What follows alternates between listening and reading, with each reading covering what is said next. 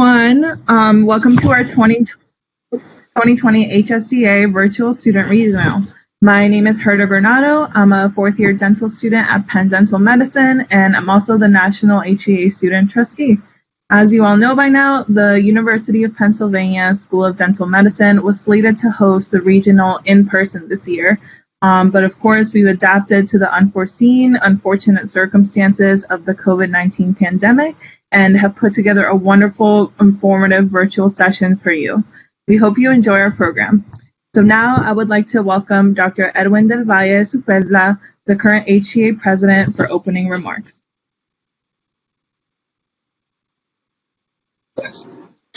Good morning, good afternoon, wherever you may be. It's a pleasure for me to join all of you today. First of all, I want to thank the Maximum Force for allowing us to be here, and I would like to give you a moment of silence for each of you to reflect in any way of your choosing.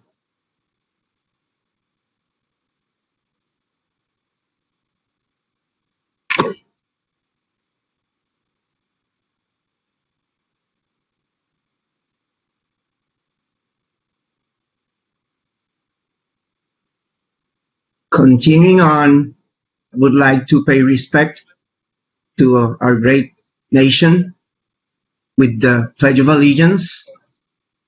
I pledge allegiance to the flag of the United States of America and to the republic for which it stands, one nation under God, indivisible, with liberty and justice for all.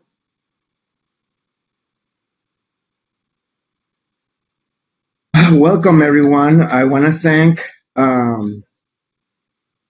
Wolf, Dean of the University of Pennsylvania School of Dental Medicine, and his faculty and his staff, and the student body of the University of Pennsylvania School of Dental Medicine for hosting us. I want to also recognize the members of the Hispanic Dental Association Foundation, led by its president, Dr. Sarita Arteaga. I want to recognize the members of the Hispanic Dental Association, the board of directors, and our staff and our membership, as well as our student chapter memberships. It's a pleasure for me to open this unique event. I hope you find it worthwhile of your time. I'm certain you will find it rewarding. We welcome all of you, and I hope you enjoy the program. Thank you, Ms. Granado.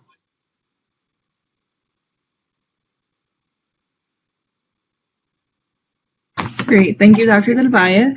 So now I would like to welcome Dr. Sarita Arteaga. She is the current HCA Foundation president, and she will also offer a few words to open up our session. Thank you, Herta. Good morning. Greetings from the Hispanic Dental Association Foundation Board. We are excited to be a part of this Student Regional Conference. Although it is a very different experience, we can still spend some time together to share in knowledge, learn about the opportunities in the profession, as well as oral healthcare providers, and especially to support our students through scholarships funded by dedicated sponsors and members. So we're excited and we look forward to the rest of this afternoon. Thank you for allowing us to be here. And thank you, Dr. Arteaga. And finally, please welcome the Penn Dental Medicine Dean, Dr. Mark Wolf, who has been an outstanding supporter of our HSCA chapter these past couple of years. Thank you, Herta. Thank you to our Penn HSDA chapter for bringing this meeting to us, even if it wound up virtually. So first, I would like to welcome everybody here. And we would look forward to reprising this meeting at Penn Dental Medicine, where we could show you our hospitality in person rather than virtually, which we were so looking forward to doing. You have a great program scheduled for today. And I think the importance of actually making this program happen today, in the midst of a pandemic is so obvious. It is an incredibly stressful time for all persons. We're in the midst of a health crisis that underserved communities actually have extended and worse health outcomes. We're in the middle of a food crisis where there's food insecurity in many of the homes, housing insecurity in many of the homes throughout America. We have issues associated with race boiling over, and we have this occurring in an environment that honestly we're not always comfortable being with each other. Organizations like HSDA for our students and organizations like the Hispanic Dental Society for our nation brings to a presence a voice that's just so important to make sure that we have educational and healthcare equity for all, and that none of our society is forgotten. We look forward to a calmer and a better time for everybody. But we cannot forget that we need to work for equity throughout. Seeing more Hispanic students within our dental schools, a Hispanic faculty within our dental schools is such a key cornerstone of Penn Dental Medicine, but it should be of all health education. And your organization works so hard to help make that a reality. So I welcome you all here. I ask you to give us another chance where we're not going to plan a pandemic at the same time. I ask all of you to, no matter where you live or what you do, figure out how to vote, because there's no more important thing that we can do in America to try and take care of some of the inequity than to make sure everybody is represented well. Once again, I thank our student Hispanic Dental Association. I thank the faculty who are so supportive of that organization here at Penn and at schools throughout the country. And once again, I thank Edwin and Sarita for being here to introduce. You have an incredibly good program today that will leave you all energized in what can occur in the future. So I just want to say welcome virtually. Thank you, and keep being active. There's so much that we can do and that we need to do, and we look forward to seeing that happen in the future. I hand this back to Herta. Thank you so much, Dean Wolf. Thank you all for a great opening session. Virtually is never going to be the same as in person, but we're making the best of it. We still hope you all, students and the faculty who have joined us here today, get the most that we can get from this program. And we look forward to a great session. So our next segment will now include presentations from two esteemed Penn Dental faculty. We hope you enjoy it. I will now have Dr. Oswaldo Nieves, our current Penn HSCA faculty advisor, do the honors of introducing our faculty.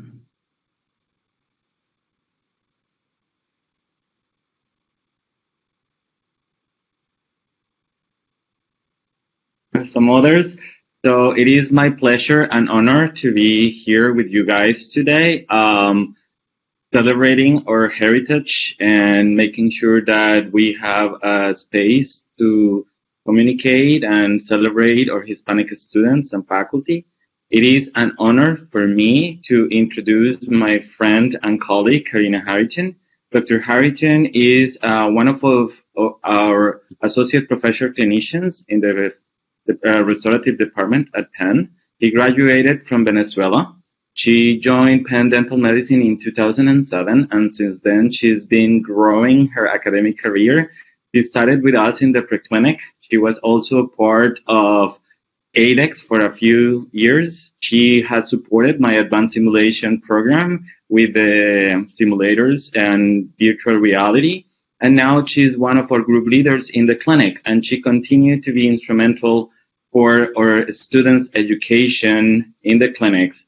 So with no more ado, Karina, welcome, and let us enjoy your presentation.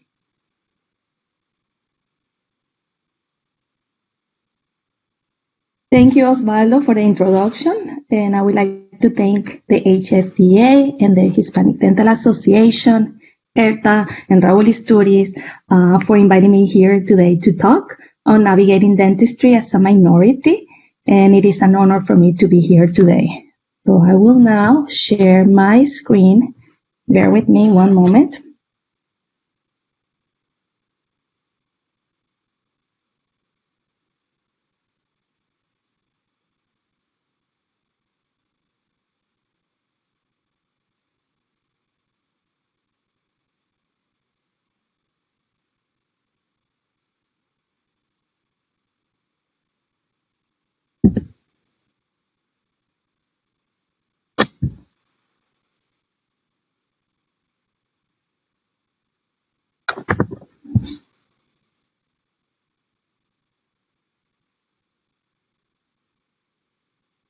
Okay, thank you.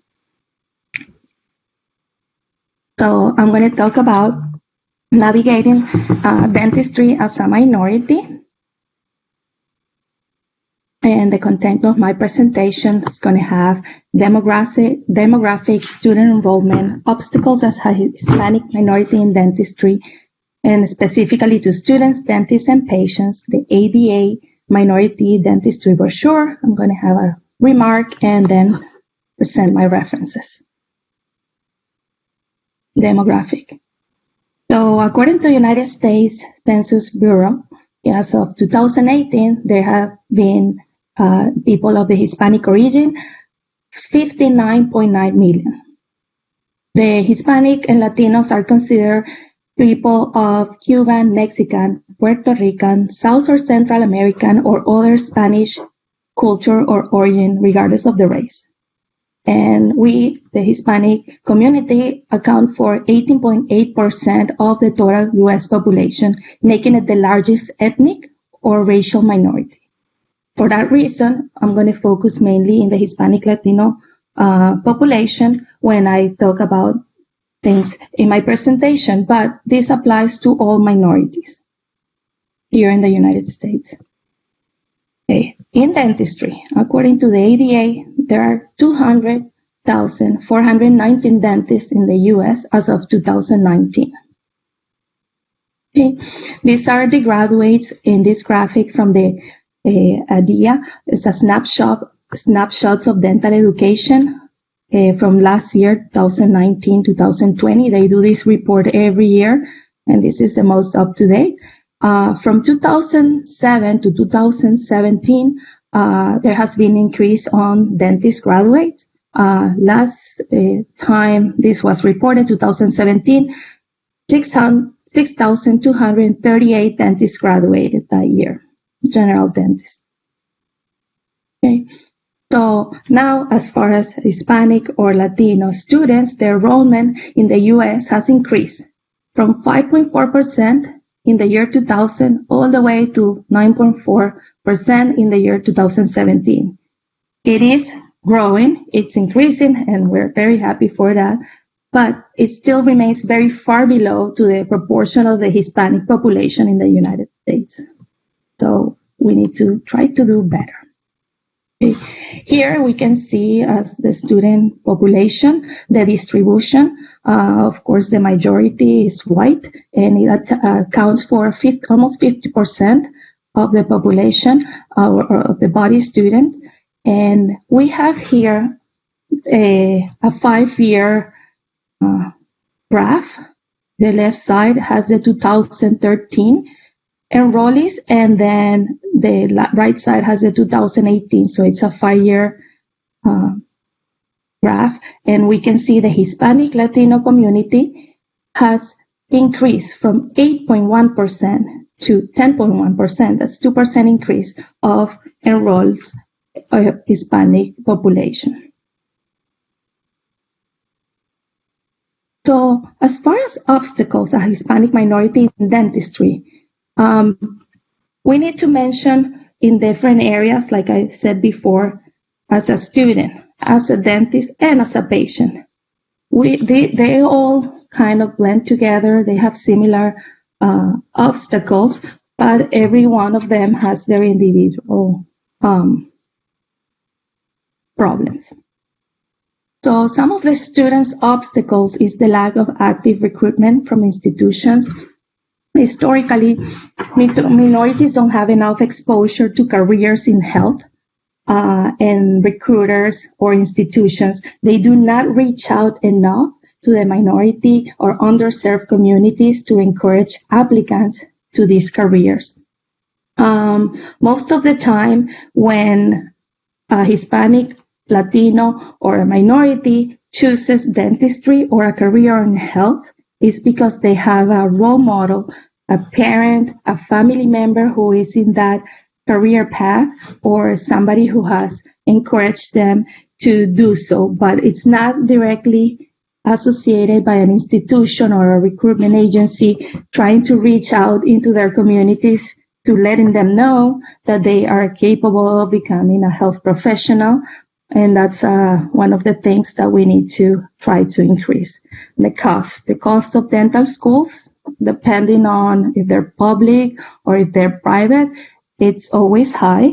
A lot of people who ask for loans or apply for loans, they see it as an opportunity. Even if they ask for loans, eventually with their career, they will be able to pay them very easily with no obstacles. But some people feel like it's too much and they don't even try. There's also the lack of information about scholarships or grants specifically designated for minority students. There are many from different institutions, so once you enroll in a dental school, you can get that information, or you can search it in the ada.org website or other areas, but there's lack of information, so a lot of prospective students don't know this information, and this could be a problem if they don't have the finances. And discrimination, it's a hot topic today. I think it always has been. I don't want to go too much in detail, but we know that discrimination still happens, and it's something that we can all do better. Could be intentional or unintentional, but it still happens. And like I said, I'm not going to go in detail on this. Lack of student support from faculty and mentors, not because they don't want, it's because everybody is occupied with their functions, their teaching, or there's not enough faculty mentors for the students. Okay, there's a disproportionate representation due to the very few minority faculty. And even though there's a few minority students as well, the proportion might not be ideal. And some students might not have a faculty mentor or a supporting faculty who they can talk to and get some guidance.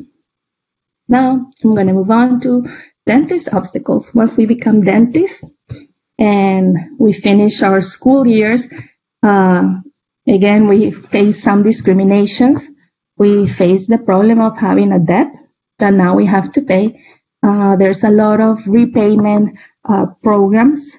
There is different ways that this can happen, and also with your work and stimulus, there's ways. But again, there's sometimes a little bit of misinformation or just difficulties in general to pay the debt.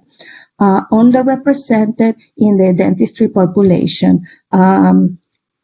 Like I mentioned at the beginning, there is a large Hispanic population in the United States. So we graduate every year many Hispanic dentists that could go and serve those communities, but it's still not enough dentists graduate to go and serve into those communities. And it is a large problem here in the United States. And we need to try to reach out to these large underserved communities. Patients' obstacles. Like I mentioned, large underserved communities, lack of dentists. Patients usually tend to go to a dentist that is similar to them. And when I say this, it could be race, it could be ethnicity, the language they speak, the gender, the religion. It could be for many reasons, many characteristics, but that's what us patients would like to go and see a specialist, a dentist, a doctor, someone in the health profession that is similar to us. And that is not a problem, but I would say there's not enough Hispanic or Latino dentists that we can tend to if we wanted to. Then also knowing that the Hispanic community might be low socioeconomic. Not everybody, but we have a large amount of low socioeconomic status that could have lack of access to the health. Also, as stated here by the CDC, the minority is still at most risk for cavities, and for us dentists, we need to try to prevent it. Okay, it's not so much treating them when they're there, it's preventing, and the Hispanic community is one of the worst as far as this, having 52% compared to the other minorities. So we need to, as dentists, try to reach out to the community, and then as patients, try to, have professionals come to our communities to educate our kids how to maintain their oral health. And we need to have more programs for the patients. That's one of the obstacles that they face. Okay, the ADA has a minority dentistry brochure where they talk about the different career paths, and it guides you to choose what path, as when you're a student, which path you would like to take once you graduate. And I find this very interesting because, people think, okay, I study dentistry, I become a dentist. Okay, there is different paths like private practice, academic dentistry, public health, research, hospital dentistry, international healthcare, all this. So there's an explanation of each one of them, paths to all of them. And I think it helps to anyone, not only minorities, to go and see this brochure because it opens up doors of areas that are important that you might not know that there are there, especially the public health, in my opinion. But I think it's important to read this brochure, and it's on the ada.org website. Okay. And here's just a remark that I have that I think it summarizes part of what I've been talking today, and it was published on the Journal of Public Health Dentistry in 2017, and it says that the Hispanic, Latino dental providers are underrepresented in the dentist population, and those that are in practice shoulder a disproportionate share of dental care for minority and underserved communities. Improving the workforce dentistry of dental providers is a critical part of strategy to address the high burden of dental disease in the Hispanic Latino population. I found this very important because it's something that it will require teamwork. It requires organizations to recruit more dentists. It requires the dentists to go and serve the underserved community, the minority population. And I think it's our job and our duty to try to make this better. And I know that the ADA, the Hispanic Dental Association, and many other institutions are working hard, but we need to maybe address this better in order for us to meet that this balance, on balance. And here's some of the reference. I can also give my email if anybody wants any particular information that I talked about today. Thank you. This is a picture of my beautiful city, Caracas, in Venezuela, where I was born and I grew up and I studied dentistry. And it's a beautiful city surrounded by mountains. It's a valley, and behind that mountain, you have the beautiful Caribbean sea and the beaches. Anybody has any questions? Let me see how I get out of here so you can see my face.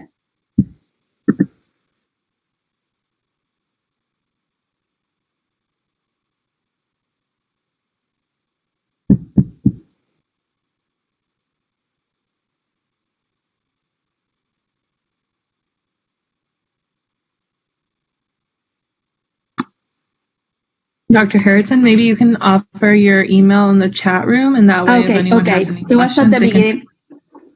Yeah, it was at the beginning of my presentation, but that was a while back. Let me put it right now. Anybody has any particular questions? Fernanda Silva Celaya said, what is the best age to reach out to minorities? Okay. I think it's never too early. I can tell you, speaking for myself, I have a daughter who's in 8th grade, and this year they start teaching them in school or asking them what career path they want to take. So I think 8th grade, between 13, 14 years old, when the kids become teenagers, they want to guide them through a career path. Not necessarily you end up choosing the career you think when you're 13 years old that you're going to be. It's difficult to decide at 13 years old, oh, I want to be a dentist, but they examine your aptitudes and they recommend you things, but also they ask you in questionnaires, what are your likings? So I think a good time to reach out to kids, it's 13 years old when they become teenagers and they have to start thinking about the future.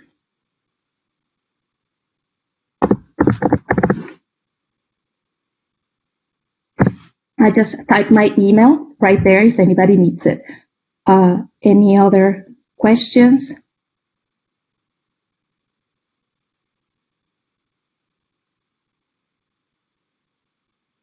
I did not, I see the question here is, did I have information about dental hygiene enrollment? I did not post it. I talk about mainly dentistry, but that's a good question. If you go to the bulletin that I showed about the ADEA, they have, in the bulletin, they talk about hygiene, dental technicians, dentistry,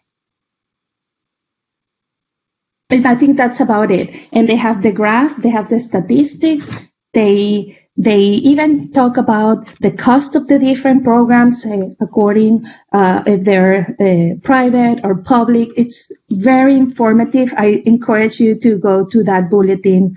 It's called Snapshots, and I think it's very informative. It's open to everybody. You don't need to be a member or anything. Okay, I'm trying to read more questions. I agree with Manuel. I decided to become a dentist at 3 years old. Great. I am glad that some people can make that decision. For me in particular, it was when my mom is a dentist. She's a pediatric dentist, and she, was my role model. She took me to the dental school sometimes as a kid when I would go with her, and I just love the career, and I'm happy I chose it. Mentors are important in all demographics and ethnic groups. Absolutely. Absolutely. I am not going to say anything else about that because it is true. Mentors are the key for success in any specialty, career, any age actually too.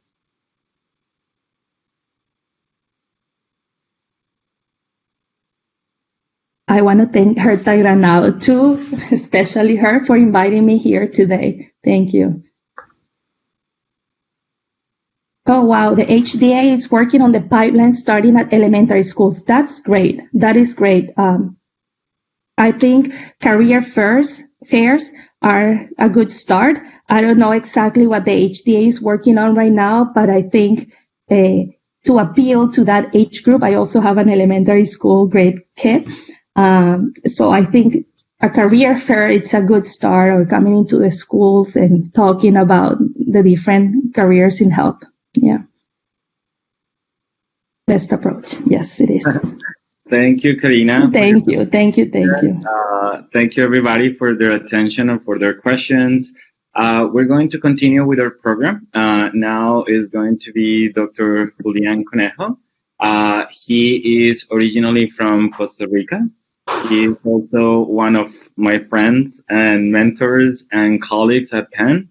I really think that we had a great representation at Penn, and it's really interesting how, as Hispanics, we just it's kind of our last name too. Like, we're Hispanic, so we're friends and really become great relationships. So Dr. Conejo is part of the Preventive and Restorative Sciences department as well. He conducts the research and he has multiple publications in peer-reviewed scientific journals. He's the director of CAD/CAM, so he is really the main person to go to at the school when it comes to CEREC and digital dentistry. He is also conducting the clinical program for CAD/CAM. He has helped us in the preclinic with the CAD/CAM for the preclinical as well. And he also has many research and awards, like the ICP Research Fellowship and Dental Restorative Materials Award. And he is an international lecturer and a proud father of two and more, right? And he will be with us conducting the next lecture, and I hope you all enjoy it. Welcome, Julian. Thank you so much, Osvaldo. Hello, everyone. I'm very happy to be part of this event, and I want to thank Berta and Osvaldo for inviting me today and be part of the group. Thanks, Karina, for a very nice presentation as well. So I only have 14 minutes, so I'm going to get started. I would like to share a little bit of my passion, what we do, and how I see dentistry. Today we wanted to talk a little bit about what's new on the chairside CAD/CAM world, and always focused on our motto, which is excellence in restorative dentistry. So as a brief introduction, I'm proud to be from San Jose, Costa Rica. That's where I was born and grew up, and also did my dental school. I come from a family of dentists as well. My mom and my dad are dentists, and they have this clinic in San Jose where I started to work with them, and then I moved here to UPenn. Been 5 years working with Dr. Blatz and the whole team, and I'm very happy to be part of Dr. Wolves and all the people that makes Penn Dental Medicine. I've been sharing my office with Karina for almost 5 years, and working together daily basis with her and Osvaldo. So that's what really I think makes it valuable, the interaction between our team and how we can share these to our students. So we recently opened the Digital Design and Milling Center. We just started last November, and we're excited to see how the students are using it and making the most out of it. So I'm part of this digital innovation initiative, and our mission or goal is basically to integrate all these new technologies in education, research, but at the end, the most important part, to the clinics for the benefit of our patients and our communities, both from the clinical aspect and from the laboratory. And we work every day trying to make Penn Dental Medicine a global leader in digital innovation. So as a prosthodontist, as a clinician, many times we have challenges, difficult situations. When you want to solve a tooth-supported case or implant-supported case, could get even more challenging, and there's so many variables, and many times we think that technology by itself is going to work, and that's not exactly truth. So I try to publish and make sure that what we publish is useful for the clinicians on a daily basis, and this is basically a summary on the current state of chairside digital dentistry and CAD/CAM materials. I'll be sharing my email at the end. If anyone wants to take a look to this and doesn't have access to the PDF in PubMed, please let me know. I'll be happy to share. So basically what we're doing at Penn Dental now is trying to incorporate as much scanning, not only for the production of the restorations, but also as a diagnostic tool. I think it's great. It's a great experience for the patients as well. Nowadays, there's multiple brands and types of intraoral scanners that are very reliable. And when we want to move into the restoration and the same day crown, the same day inlay, onlay, or veneer, we got to focus mainly on our clinical procedure, our preparation design, how we evaluate the quality of our procedures, and how gentle we are with the soft tissues, because if we want to prep, scan, then design and deliver final ceramic restoration, we need to be very, very careful with each single step, because good preparation will make that the CAD/CAM technology can mill a very nice fitting restoration with a proper function and, of course, with a natural aesthetics.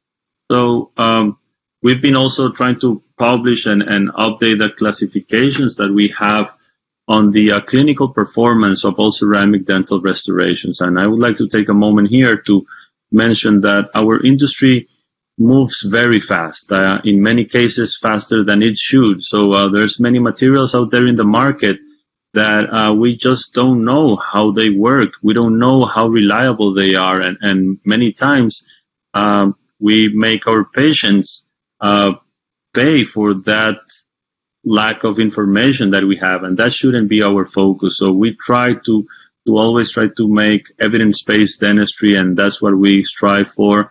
And very quick summary about this all ceramic dental classification. Basically, today I would like to share two cases. One about silicate ceramics. Nowadays, the lithium disilicate might be the most used ceramic block in the world, because it's strong, it can be adhesively cemented, so it even strengthens it more. So this is a case I did with our students, a senior student probably a year ago, and a patient comes with endodontically treated number 8 with a extensive composite restoration, light discoloration, and multiple diastemas. So these are cases that we see day to day. And what we want to try to do is make sure that if we're making restoration and we are removing healthy tooth structure, we want to be as detailed as possible to provide space for the ceramic material, but also try to maintain the most amount of healthy tooth structure possible. So it's kind of a negotiation between the space for the ceramic, but also trying to protect the tooth structure. The other thing that it's very, very important whenever you're going to work with the chairside digital approaches, it's the soft tissue retraction. We got to be very detailed and make sure that we retract the tissue in a delicate way to be able to visualize the margin, because if we can see it, the scanner can see it. If we have gum on top of the shoulder, the scanner won't be able to capture. And then let's try to reduce the amount of full coverage restorations. We try to make full crowns only when we are replacing existing crowns, so we have endodontically treated teeth, and in this case, this number 8. But in the other scenarios, we try to go for more partial coverage restoration. So in this burr block that we put together with Dr. Blatz, we have this depth cutting burr of 0.5 of a millimeter, because we understand that we go deeper, we're going to lose all the enamel, and most of these restorations rely on adhesive properties. So trying to keep the enamel is key for long-term clinical success of this type of restorations. And when we make the preparations, whether it's a full crown or a veneer, we want to have a harmony between our project, our wax-up, make sure that we prep wherever we need space and we don't cut more tooth when there's no need for the reduction. Then we just go ahead and design and mill this.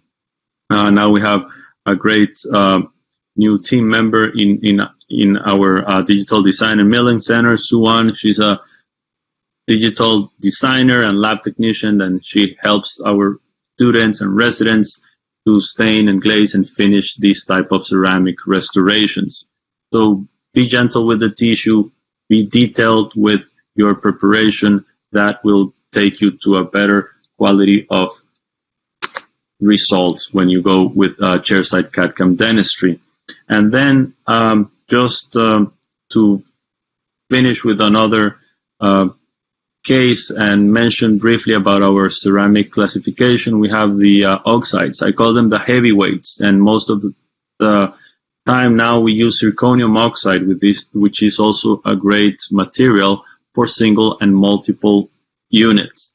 There are many different types of zirconia nowadays, so that's why we publish these practical paper explaining how to cement or bond these zirconia restorations, explaining the different types of the materials that we have. And the nice thing is that we're having now more translucent zirconia materials, even in multichromatic versions. So these blocks have more saturation towards the cervical part, more translucency towards the incisal part. And with this, we can mill and basically just glaze the restorations, but also have a very high-end ceramic restoration, in this case, zirconia. So we try to publish, this is our team, Michael Bergler, Suwan, who are two of the lab technicians that we have at Penn Dental Medicine, Dr. Stonehurst, a colleague of us, and Dr. Blatz. We put this in the Quintessence of Dental Technology 2020, trying to show a little bit of what we can do with zirconium oxide. So endodontically treated central incisors, if they are non-vital, if you need to prep both centrals, try to make them as symmetric as possible, try to orient them in a proper axis, so the design in the software will come up automatically. If we understand how the software wants us to place that preparation inside the arch, these proposals will start to improve and get better and better each time. So these materials, zirconium oxide, we need to sinter, but now we have the technology to speed sinter, and in 18 minutes we can have the final restoration with the final strength, the final shade, and then we can always go ahead and customize if we want. So this case, we did it in a single session with one of our senior students as well, probably around 2 years ago, and this is the super translucent multi-layer zirconia materials. And sometimes we have more challenging cases, for example, this, where we have an existing over-contour crown on number 9, and the patient is not happy with it. The nice thing is that we have technology that can be used very simple for smile design purposes, for treatment planning, to distribute the space and then come up with a nice plan. We also have technology now like the spectrophotometers that they are very helpful for shade selection.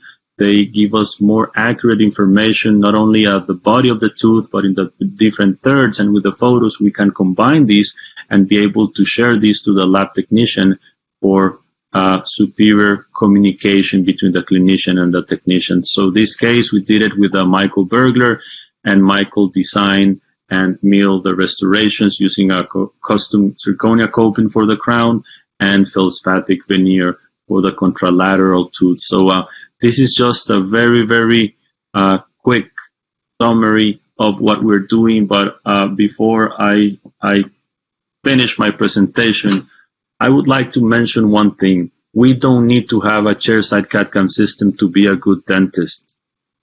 It's all about the attention to details. I'm going to show you here a very simple procedure we've all done. Basically, we have a wax up, we make a putty matrix, but then I can reline that putty matrix. So I assure that I'm copying all the details that I've put and all the effort that I've made with my wax up. And once I have that matrix, I can cut it appropriately to be able to see that the matrix is fully supported on the model or in the patient's mouth when I go to make these type of restorations. And now, due to the pandemic, we have these type of materials like Luxacrown, which are materials made of bisacryl with improved fillers that can be placed as long-term provisionals. But if we focus on the details, on the step-by-step, we're going to be doing great restorative dentistry the analog way and also with the chairside CAD/CAM dentistry. But if we don't take the care, the attention to details, we won't be successful. So it's nice to see that the research that we make with our students, in this case a PROS resident, we work with the industry and we can develop a system to make sure that we provide the best surface for these type of piece acrylic materials, following a protocol, following the respective speed for each of the instruments, and then making sure that we, from our hands, we can make that raw restoration something that looks like a tooth. So to be on time with the program, I don't want to delay it. Conclusions, try to follow established CAD/CAM workflows. Always try to use original parts when you go into implant restorations in CAD/CAM world.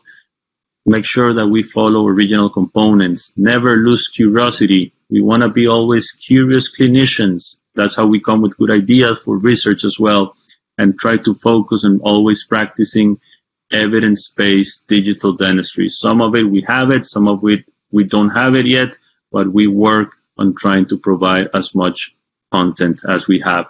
So as Osvaldo said, I'm a proud father of three, Emmanuel and Sarah Noah, twin girls, and we're based here now in Philadelphia for the past 5 years. Really enjoying to being part of Penn Dental Medicine. So I'm sharing my email address, my social media content. I try to share some content related to dentistry there on a regular basis.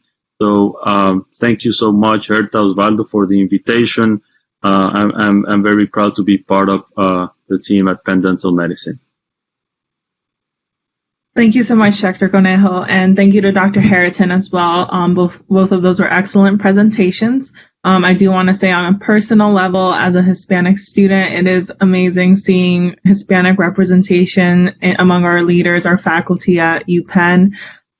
So thank you very much again.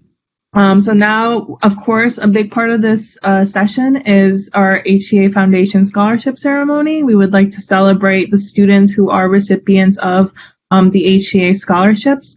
So now if I could have Dr. Arteaga, please open up this exciting portion of our program. Thank you so much, Herta. I appreciate it. I just want to start sharing, but I think I have a little bit of an issue. Hang on.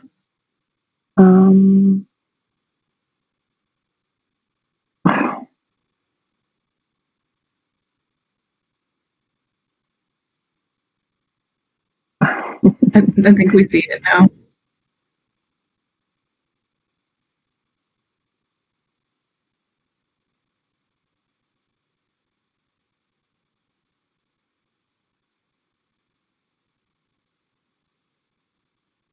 Sorry, everyone, some technical difficulties. Just bear with us.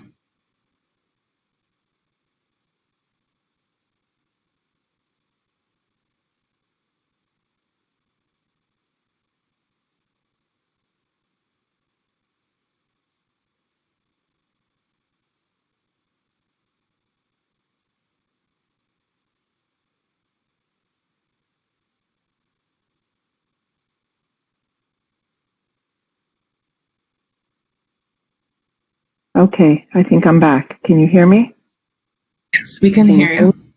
I apologize. I think I will just jump right into it. So thank you so much for allowing the foundation to be able to be a part of this. I appreciate that we're able to not only give scholarships, but also share who we are with not just the audience, but with the students. So thank you again. I do want to just mention that our mission statement is to advance healthier Hispanic communities through oral health. And we do this by improving Hispanic health through scholarship and leadership opportunities for our students. So who are we and what do we do? Some of you may know that we are past presidents from the Hispanic Dental Association, but we have other leaders in our group. And as foundation board members, we have leaders from dental industry, but basically these are passionate individuals. They're wonderful to work with. They're committed to the association and committed to the students as well. I would like to just recognize our HDAF board. At this time, you see their names listed, and I don't want to read each one, but they are all here. They are all joining us. I do want to say a special thank you to Jen Blake as our development officer. I know a lot of you interacted with her through the HDA, but now as our foundation board member, she is with us, and she's always been with us.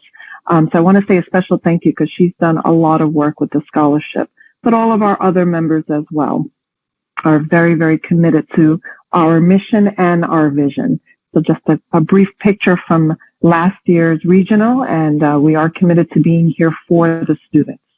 What do? We do meet often. We meet about once a month. We try to schedule an in-board meeting as well to discuss a strategic plan. And we do have industry sponsorship. She would bark now. Isn't that typical? So what we do basically is support students with scholarships. As you can see, we've been supporting students for quite a few years, since 1995. And up to date, we give quite a bit of money out. But today, we're glad to say that we have $62,600 to distribute as scholarships. And there will be 18 scholarships that will be distributed. And throughout that time, it has turned into more than $500,000 that we are able to support our students, all of our oral healthcare professional students. So on our scholarship committee, Dr. Rojas is our chair currently. I would like to thank him for all of the hard work, and for Dr. Victor Rodriguez, who was our previous chair, who helped guide Dr. Rojas this year. We have other members on our scholarships committee. Not all of them are board members, but as you can see, members who are from the HDA that are committed to the foundation's mission and vision. So thank you to each of you as well. Many thanks to our sponsors as well, because without them, we wouldn't be able to give any of these scholarships. And also to our members, and our members, not our foundation members, but our HDA members who are giving to the foundation as sponsorship. At this time, I would like to warmly welcome Dr. Hernandez, who is the Scientific Affairs Manager for Canada and Public Health North America Colgate Oral Pharmaceuticals, to give greetings. Just as an introduction, you saw her bio in the package, but she is a dentist. She is a committed member of the foundation as a board, and she has received her dental degree from Caracas, Venezuela as well, and is a periodontist. What I do love about Dr. Hernandez is that she is very committed to everything that she undertakes. So I'd like to stop sharing for a moment, give her a moment to say hello and give you greetings. Hello and good afternoon, everyone. Thanks, Sarita, for the introduction. And thank you, Karina, for reminding me as well of the beautiful Caracas. I want to congratulate everyone here for this proud moment, not only for the recipients, the family and friends, but everyone who is here making and overcoming the corrosive pessimism that could be this pandemic, that could stop us.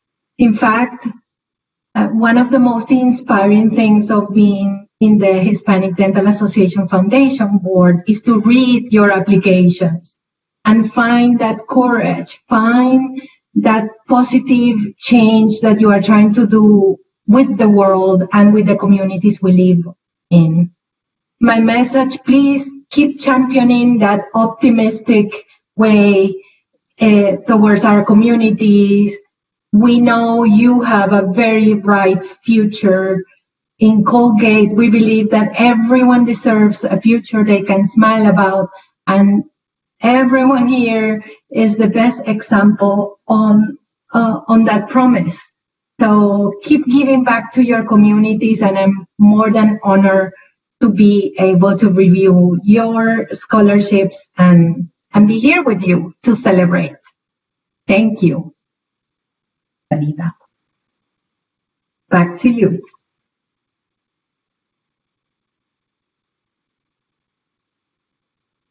A part of all of us and being so passionate for what you do, and for Colgate for their sponsorship. I would now like to introduce Dr. Nicholas Rodriguez.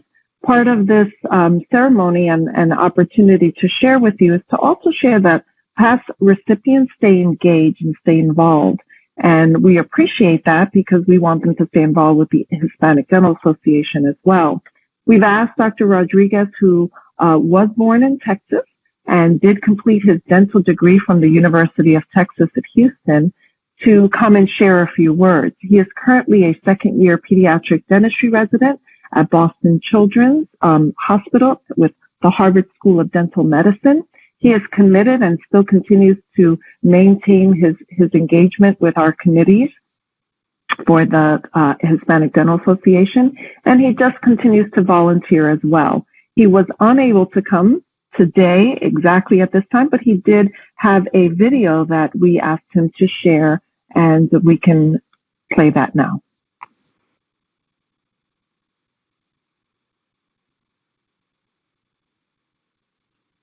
Hello, everybody. My name is Nick Rodriguez, and I am a recent graduate of UT Houston, and I am a current pediatric dental resident at Boston Children's Hospital here at Harvard School of Dental Medicine. I just wanted to welcome everyone to this virtual Hispanic Student Dental Association regional meeting. It's crazy, these insane times, and just what we're all having to go through. But I commend you guys on taking the initiative to spend your Saturday with everybody, meeting virtually, because this is really what it's all about. A little background about myself: I actually served as the National Student Trustee during my time in dental school, and actually was a scholarship recipient during my time in dental school, and I also received a scholarship while as a dental resident as well. I just wanted to speak to you guys a little bit about what an impact the Hispanic Dental Association has had on my life, and a little bit about how I'm staying involved in it as well. When I started dental school, I was very, very new to things, kind of learning a little bit about what everything was all about, and I was able to join the Hispanic Dental Association with Dr. Melcher at UT Houston. Quickly kind of rising throughout the ranks in Houston, I was able to be exposed to this really unique world that was such a tight-knit family throughout the community, and I've been very, very lucky and blessed to be surrounded by people who have been supportive mentors to me. Dr. Rodriguez as well at UT Houston, Dr. Ramos Gomez at UCLA, and so many more that have just been great mentors to me that I have found through this organization. The Hispanic Dental Association has meant to, incredible deal to me as a dental student, and it has also carried its way to myself as a dental resident. Dr. Morel is one of my attendings now here at Harvard School of Dental Medicine, and I'm very grateful for the opportunity that the Hispanic Dental Association has given me to interact with people on a more personal level. In addition to that, my scholarship has gone above and beyond on making my dreams a reality. When it comes to moving to a new city for residency, as well as paying for additional things while in dental school, things can get very expensive, and I owe it hundredfold to the Hispanic Dental Association and the foundation for their continued contributions to making our dreams become a reality. Currently, I do serve on one of the committees of the Hispanic Dental Association, and as you can imagine, life is pretty busy as a resident. I really wanted to be giving this talk in person, of course in person, but also live. But we have extended clinic hours into the weekends now, and due to that, I'm actually in the operating room right now here at Boston Children's Hospital seeing some cases. So we have Saturday clinic now, which has not allowed me to be with you guys virtually today. I just wanted to really, really congratulate the people who won scholarships this year, as well as encourage those who are graduating to stay active, stay involved. Feel free to reach out to me if you have any questions. I love connecting with new graduates, and we always can put our heads together to come up with new and innovative ways to make this association better, and to give the future Hispanic leaders a voice, especially in the dental community. I hope to see you guys together really, really soon. I miss all of you guys from the bottom of my heart, and I wish nothing but the best for everyone in health and safety at your schools and in your families. We'll see you all soon. Bye.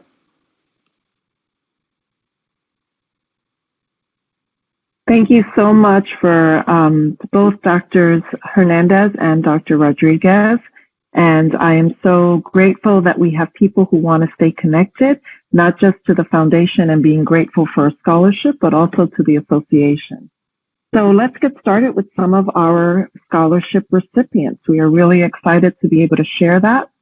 We have some dental hygiene programs in which we have been able to share a scholarship with. And the first scholarship will be for Stephanie Megan Diaz. She is a dental hygiene student in her second year at Texas Women's University from Denton, Texas.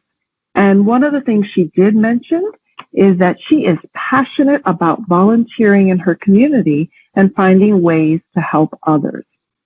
What I failed to mention earlier is we did change up the application process just a little bit this year, and each of our applicants has submitted a 2-minute video or just under 2-minute video that describes how they can maintain engagement or how we can have the Hispanic Student Dental Association chapter graduates stay engaged with the association. So I will share one of those probably later on this afternoon or 2 of those so you can see them. But it is exciting to hear the ideas from the students on how we can continually engage you as professional members once you graduate. The second scholarship is for Mireya Abigail Morales Cortez, and she is a dental hygiene student in her second year at Wake Technical Community College in Raleigh, North Carolina. And one of the things that Mireya mentions is that she is very, very active and learning the importance on meditating on activities and goals that are worth the effort and time, never losing sight of the important things. So she dedicates herself to her faith. She reaches honors by just dedicating herself to her studies as well and to her family, friends, and peers. So congratulations to Ms. Cortez. The third dental hygiene scholarship is for Olivia Grace Rosales. She is a third-year dental hygiene student at Northern Arizona University in Flagstaff, Arizona. She mentions that she appreciates the opportunity to apply for scholarships and for this financial assistance awarded to her. Particularly in this time, everyone needs some financial assistance, and so she's very appreciative of that. She happened to be a new member to the foundation, to the Hispanic Dental Association, and so she was very excited to hear about these scholarship opportunities. She's working towards her bachelor's degree in dental hygiene. So congratulations to Ms. Diaz. And now for our dental programs with our dental students. Our first recipient is Ana Barajas Preciado, and she is a second-year dental student at University of Detroit Mercy School of Dentistry in Detroit, Michigan. She is actually from Southwest Detroit. She arrived from Southwest Detroit, from Mexico when she was just 5 years old. And she is the first in her family to go through college. What we have recognized with many of these scholarship recipients is the dedication that they have, but also the background that they come with. And so she is astonished to see how far she can come in becoming Dr. Barajas. So congratulations to you. Our next scholarship is to Carlos Galvez Rivero. He is a third-year dental student at Columbia University College of Dental Medicine in New York. And although he was born and raised in Havana, Cuba, he moved to Florida at the age of 18 and then obtained his education through Miami schools and Florida schools, graduating magna cum laude. He feels that Hispanics are in a unique need for specific type of care and that no one would understand that better than a fellow Hispanic. So we are grateful that Dr. Rivera will be a dentist in 2 short years to be able to meet that need. The next scholarship would be for Livia Nieto. She is a third-year dental student at Columbia University College of Dental Medicine in New York. And she is originally from Queens, New York, and now a dual degree student with her DDS and master's degree at Columbia. She graduated with a bachelor's in psychology in 2017 from New York University. And now she realizes that growing up in a Hispanic community and through service in her community, she realizes the need for diverse dentists, as we all do within our association. So we are grateful that she is a student and will ultimately serve her community. Congratulations. The next scholarship is for Yumi Oriana Rivas Quintero. She is a third-year dental student right here at the University of Pennsylvania School of Dental Medicine in Philadelphia. She also recognizes that her participation in numerous mission trips has given her a great experience and background. Being originally from Venezuela, she immigrated at a young age and is excited to be able to have additional HSDA leadership roles. But congratulations to Ms. Quintero. The next scholarship is for Fernanda Silva Celata. She is a third-year dental student at UCLA School of Dentistry in Los Angeles, California. She grew up in a rural town in Sonora, Mexico, and came back to Phoenix, Arizona. Now, she has a goal to contribute in alleviating health disparities within the Hispanic community by treating these populations and mentoring future generations of Hispanic dentists.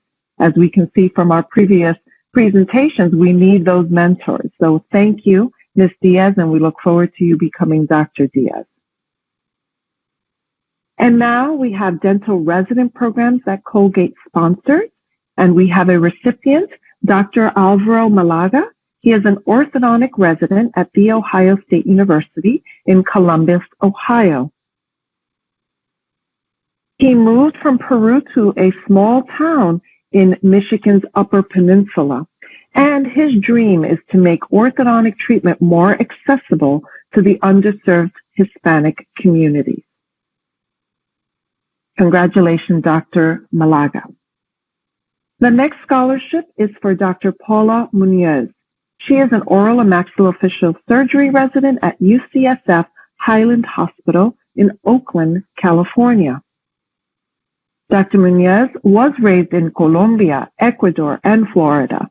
She received a bachelor's in public health at UNC and attended Duke University. She also did research at the NIH in Bethesda, where she worked on clinical trials for the Ebola vaccine. So she is excited to currently be a first-year resident in OMFS at UCSF. So congratulations to Dr. Munoz. So I just want to stop sharing right now, but also congratulate all of our scholarship recipients. I do recognize that we went through that quickly. I wasn't sure how long it would take, but I did want to make sure that I congratulated each one of them, and we will continue on in the second half after our next presentation. So thank you for the opportunity to share and to give all of these students the accolades that they deserve. They are so passionate about what they do. Our scholarship committee had a very challenging time being able to pick and select only a few. All of our applicants were very worthy of this honor. So thank you for giving us the chance. Thank you, Dr. Artiega, and all those who spoke, and congratulations to all the scholarship recipients. You know, it's hard being a student as it is, so seeing all of the involvements that these students have is really impressive. So our next segment will be a panel composed of 4 highly successful HCA professional members. As students, we always have the very difficult question at the back of our minds: what will we do after graduation? So these 4 HCA leaders in dentistry will hopefully shed some light as to some paths that are available to us. So now I welcome Dr. Manuel Cordero, our current Executive Director and CEO of the HCA, as a moderator of this panel. Thank you very much, Herta. First of all, I wanted to thank once again Dr. Wolf and the University of Pennsylvania School of Dental Medicine for hosting us and doing such a wonderful job, actually, with that introduction that Dr. Wolf gave us of how important it is what we're doing today and every day. And remember that we're doing all this because you represent our future. I am very proud that all of you have become oral health professionals. And oral health is a key component of overall health, as you all know. It plays an important role in the health as a whole, as you well know. Although the majority of us decided to provide direct patient care, it is important to note that we can perform or lead in other professional areas with the same objectives of promoting and improving the oral health of the communities that we serve. We have invited an impressive group of colleagues to speak of their career experience as dentists. To maximize our time, I will not go over their summary of each panelist's impressive CV or their biographies. You all received these with the student regional agenda. And I want to lead off our discussion. I would like to ask Dr. Rear Admiral Dr. Tim Ricks. He's the Assistant U.S. Surgeon General and 19th Chief Dental Officer of the U.S. Public Health, to share with you about his career and the role he plays to secure oral health for our fellow citizens. He has been a key leader in oral health, particularly during the COVID-19 pandemic, and represented dentistry like no other. Dr. Ricks, welcome. Thank you, Dr. Cordero. Can you see me and hear me okay? Excellent. Wonderful. Well, thank you very much, and thank you for the partnership between the U.S. Public Health Service and the Hispanic Dental Association. Dr. Cordero, early in my term as Chief Dental Officer, reached out to me, and it has been a friendship and a collaboration that I greatly appreciate. And I'd like to also thank Dr. Mendoza, last year's HDA president, and Dr. DeValier, this year's HDA president, for their collaborations as well. These are unprecedented times, as we all know, and my career, first began in private practice as an associate dentist, then an independent contractor, then a sole proprietor. And in 1999, I realized that I really had a desire for public health. And so I joined the Indian Health Service, and I'll talk a little bit in just a second about the different agencies in public health. But it has been one of the most rewarding things in my life because the Public Health Service mission is to protect, promote, and advance the health and safety of the nation. And you've seen, especially in this pandemic, how the U.S. Public Health Service has really risen to the occasion, not just dentists, but across the spectrum in different disciplines. And it really aligns to the mission of the Hispanic Dental Association and the Student Dental Association as well. But let me tell you a little bit about the Public Health Service. We only have a couple minutes, so I'll try to make this quick. The U.S. Public Health Service was formed in 1798.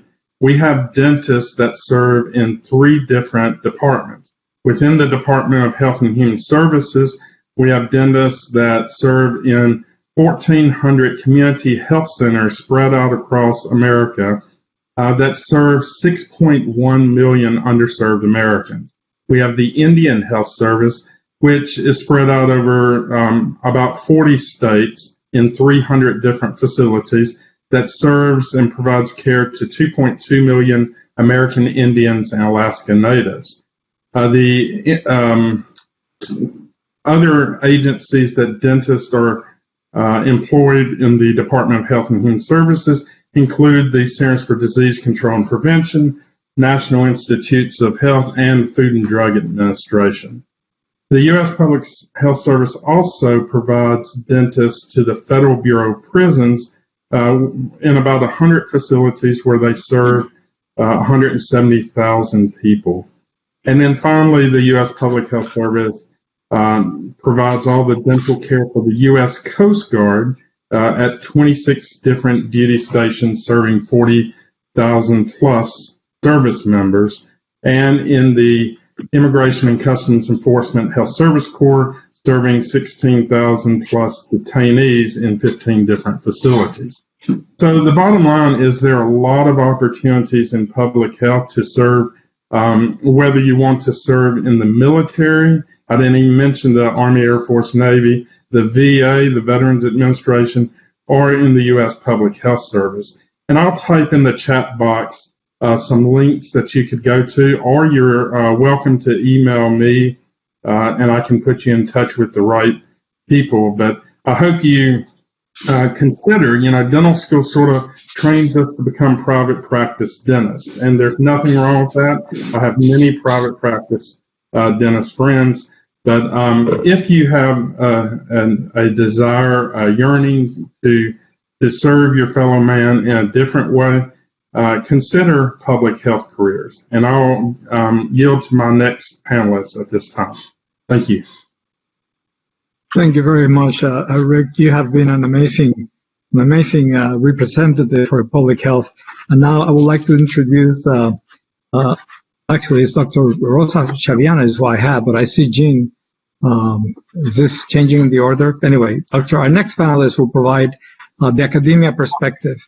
To be successful in our careers, we also need commitment for our fellow oral health professionals to serve as professionals and trainers. And Dr. Rosa Chaviano Moran will lead this portion of today's panel, and she is a professor of dentistry and associate dean of admissions at Rutgers University at New Jersey. Rosa is also president-elect for the Hispanic Dental Association, a dear friend and an amazing human being. Rosa, please. Hi, everyone. Am I muted? Not anymore. Oh, okay, wonderful. I am very thrilled to be here today. I want to thank and acknowledge Penn Dental School of Dental Medicine and also the Hispanic Dental Association Foundation, and also very quickly recognize our Herta Granado, our student, HDA student trustee. I am hoping to share my screen. I'm hoping that I don't have any issues. And I know that we have to be mindful of the time. So I hope everything that you guys can see, everything okay. I'm Rosa Chaviano Moran. I am the Hispanic Dental Association President-elect for 2021 and Associate Dean for Admissions at Rutgers School of Dental Medicine. And as you can see me here, these are all my students that I do a lot of pipeline programs trying to get underrepresented students into the dental profession. I'm here to very briefly speak about academic dentistry and about the opportunities and challenges that come with pursuing an academic career in dentistry, and also discuss a little, very briefly, the benefits of diverse faculty. I want to highlight the fact that this is, when I'm speaking about academic dentistry, this is an intra-professional. This is regarding not dentists. This is regarding all of us, all of the oral health providers, the dental assisting, the hygienists, the dental technicians, everyone that is involved in providing and making a difference in our profession and providing oral health. So this is actually a very fun picture, and I wanted to share it with you because I want to tell you the Hispanic Dental Association, we rock. You can see Dr. Cordero back there, that big tongue, but I also, Dr. Jose Alamo, he also has his tongue out, Dr. Mercedes Mota. I want to recognize our president, our current president, Dr. Edwin Del Valle, and our immediate past president, Dr. Ricky Mendoza. And this is actually in one of our meetings. This actually took place in Miami, Florida. So I'm just very happy to share with you that we're all about our students and about the future. So very briefly, again, I'm hoping that in the future I would be able to provide this workshop for you in person. But just to give you a taste about the landscape in academic dentistry, I know that Dr. Karina Harrington, she also, spoke a little bit about this. But I do want to highlight the fact that academic careers in dentistry are an excellent choice in addition to private practice. And again, when I'm talking about these academic career opportunities, this is an intra-professional endeavor. So this is just not about dentists. This is about all of us that are oral health care providers. In order for any of us, if we're interested in beginning as a clinical instructor, so for sure, you need to be a licensed clinician. You need to be in a good standard or your credentialing. And you don't necessarily need to be a current practitioner, but absolutely it does help. The levels of academic involvement, they can be as a volunteer. You can start as a volunteer. You can be an adjunct. You can either work part-time or you can do it full-time. Whatever, those are different opportunities that you can have.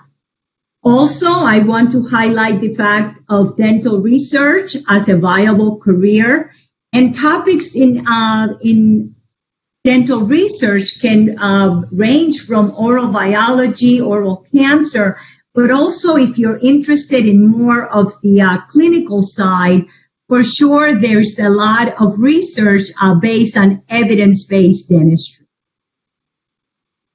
So what are the benefits of diversity in academic dentistry?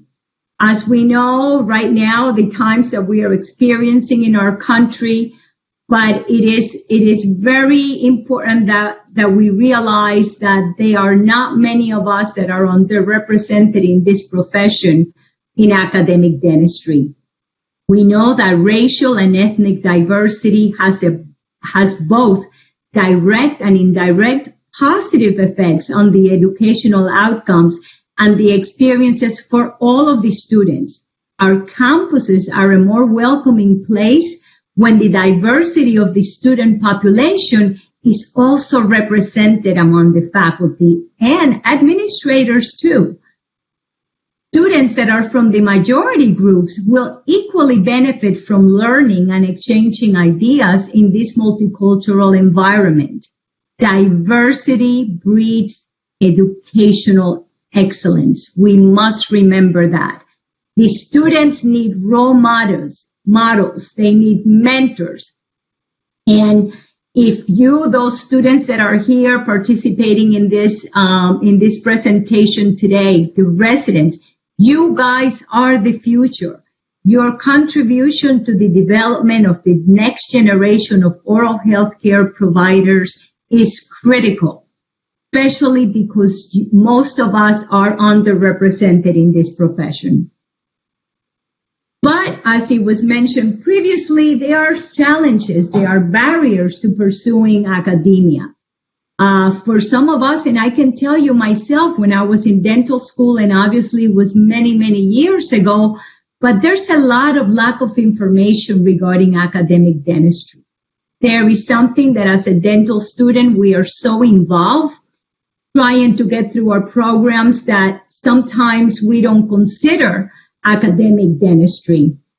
Also, lack of competency. Some of us might feel, oh, you know what, I'm not qualified enough to teach someone.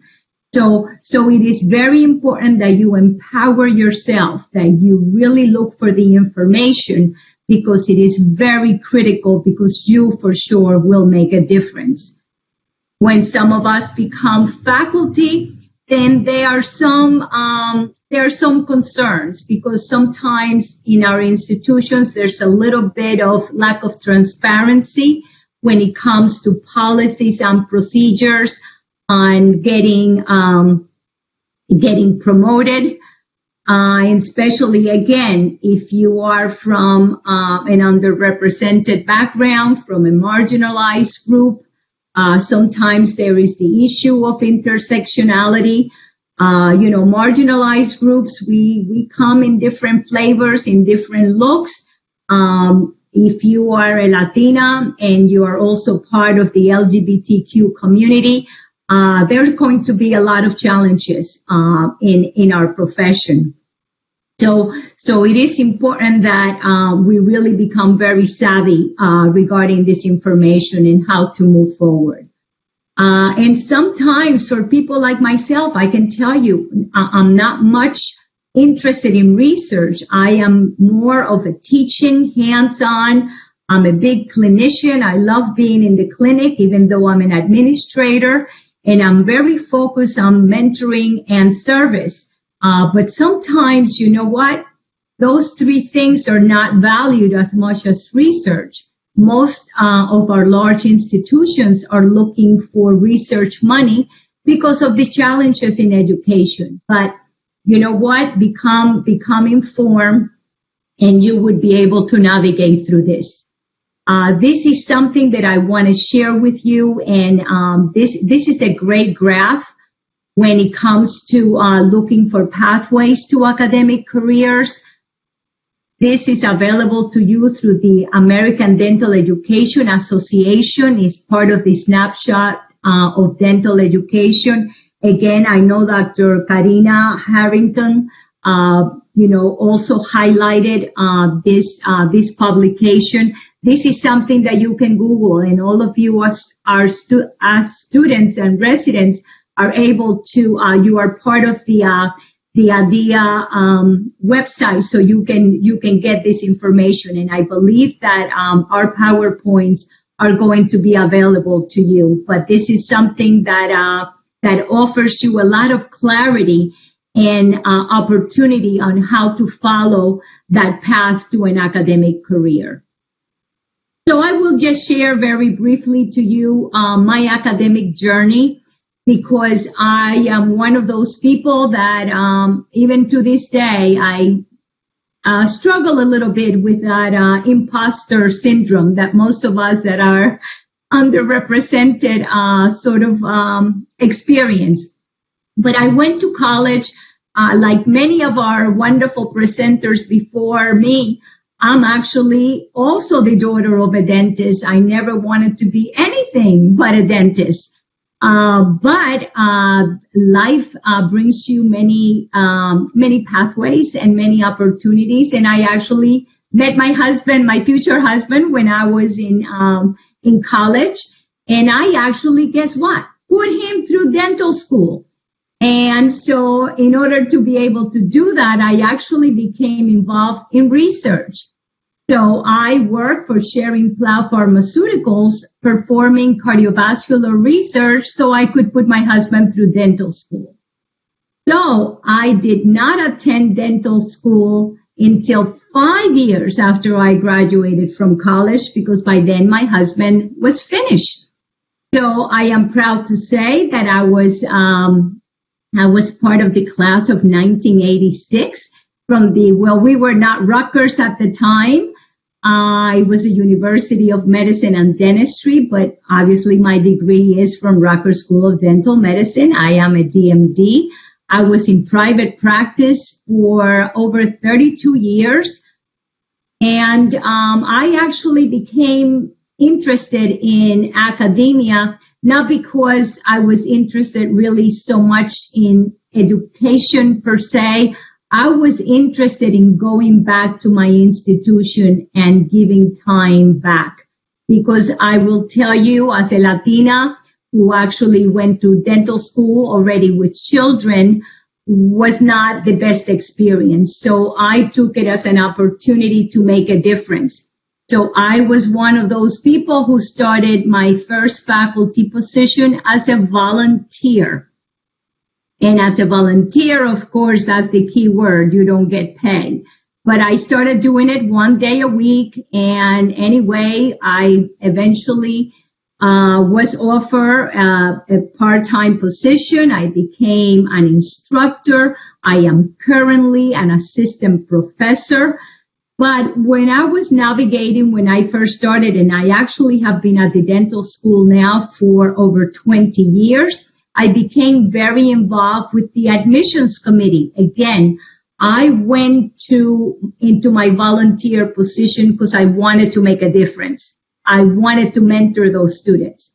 So I became involved with, the different committees, and it went from assistant director to assistant dean, and now I'm associate dean for admissions. Okay, I have been working very hard, trying to really receive special training. I'm very focused on holistic admissions. I'm very focused on communication and cultural competence. I am, and I'm teaching that now. I teach, as I mentioned, in the clinics, even though I have a pretty cool administrative position, but I teach also didactic courses focused on cultural competence, and also very focused on academic and leadership career awareness.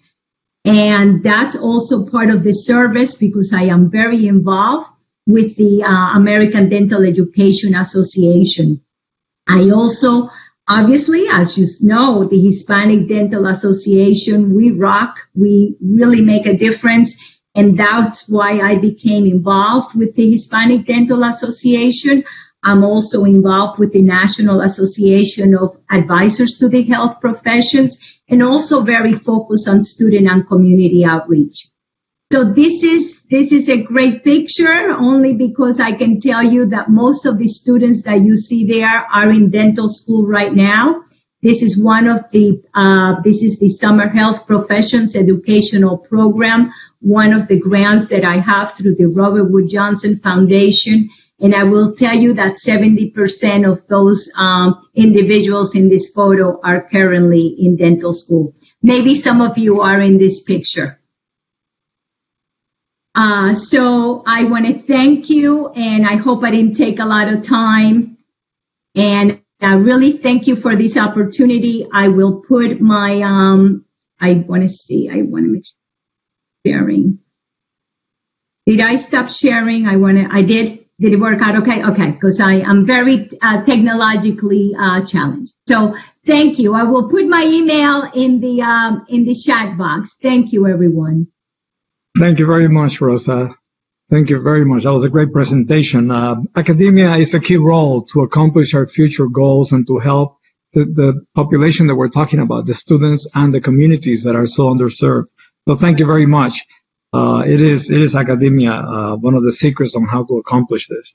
And now we're going to be talking to a specialist, because either demographics or different areas of expertise require for us to focus on a special field of dentistry. And we have an amazing representative with Dr. Tyrone Rodriguez, who is also a past Hispanic Dental Association president and a great friend for many years. As a pediatric dentist, he's going to be addressing how he walked through the choices and selection of a specialty. Tyrone, please.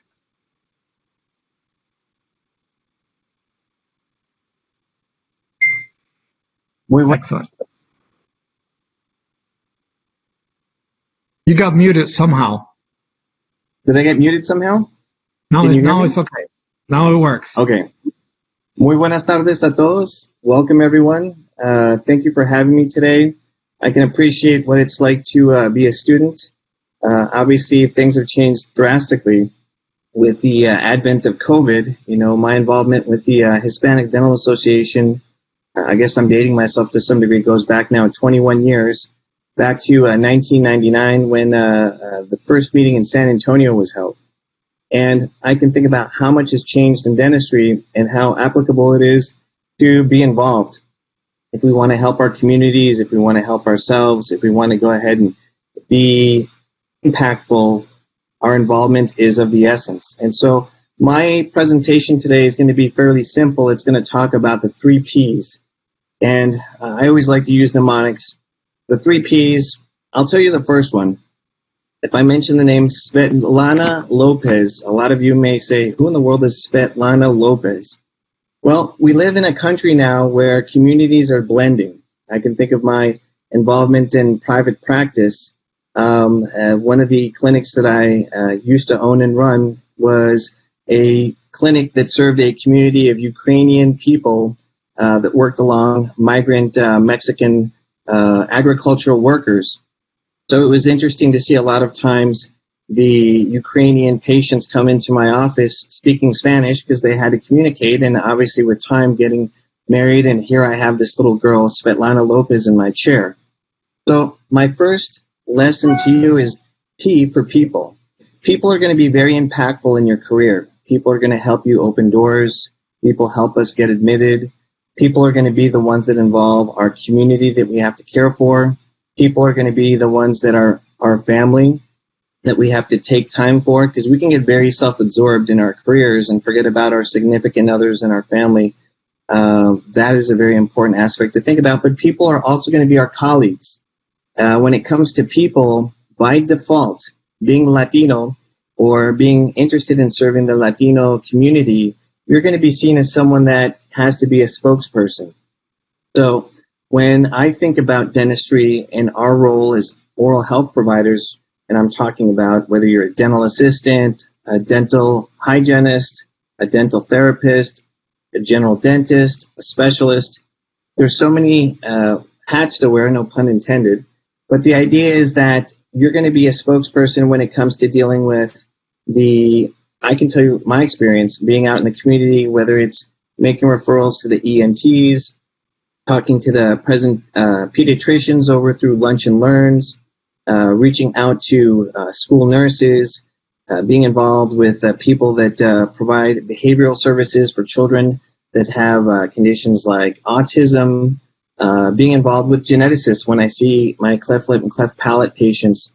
People is a very, very big cornerstone, and don't forget about the relationships you have with people, because they will build bridges for you, or inadvertently you can burn bridges. My next P is going to go ahead and be your profession. Be passionate about what you do. It's very important with your profession that you're going to be held to a higher standard by default, because a lot of people may come and think that you've obtained what you've done by the fact that you are an underrepresented minority. But the fact is we're just as competent, and many times I think we're above competent. We handle a lot of understandings in terms of cultural competency, awareness, social issues that perhaps other people take for granted, and we have a pride that we take in serving our communities. So when it comes to professionalism, it saddens me to hear just a couple of weeks ago, this dentist out of Alaska trying to do an extraction on a hoverboard. Don't do foolish things. You're going to be very talented. You're going to be very gifted. You will make a good living. Be responsible with that. But remember, you owe it to your profession. You owe it to your community. Always to go ahead and do the right thing. And it's important to remember that. And this was one thing that I would share with my residents when I was the program director over at Yale New Haven Hospital was, doctor, there is no doctor on your birth certificate, and doctor, there is no doctor on your death certificate. It's always going to be about who you are and your integrity. So don't forget about the second P, professionalism. The third P is going to have to do with your passion. We are a very eager people to go ahead and serve. And it's a beautiful thing to help people. It gives you so much more in reward. I've been blessed with having done missions around the world, lectured around the world, served in different arenas, whether it's private practice, academia, dental public health. I've helped be advisory roles in terms of pharmaceuticals. I've been involved with the American Dental Association as a spokesperson.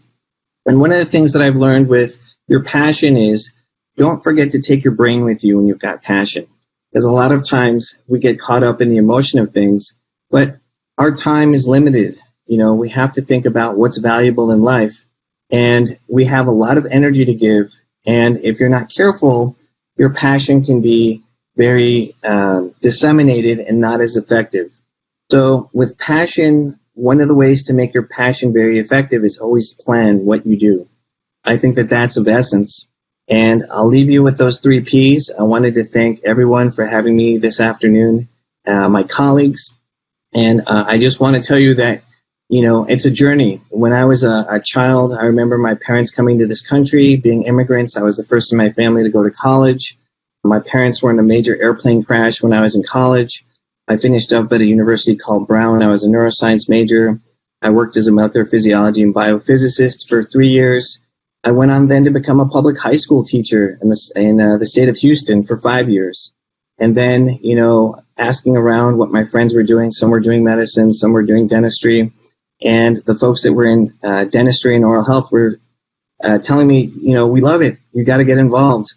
And I did. And so from the get-go, I got involved also with the Hispanic Dental Association. I thank everyone. Wonderful mentors here, faces that I've seen, whether it's Manuel, Maritza, Sarita, Victor, so many people that I love and hold dear. So thank you very much. I go to my next speaker and colleague, which I believe might be Dr. Romo Gennaro over in Chicago. Off to you, amigo.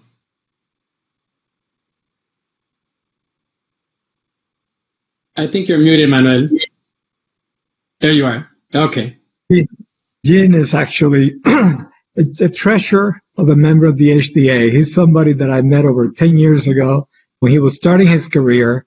And I remember the enthusiasm, the joy, and the vision, and how much this guy knew from the very beginning, because he taught me tricks that I couldn't even imagine when he started his practice, which was very successful. I made him a different model of it. I'm a general practitioner in a private practice. Gene has several offices and very successfully represents the right thing about having multiple offices. Jim, please continue and address the audience. That's a real tough act to follow.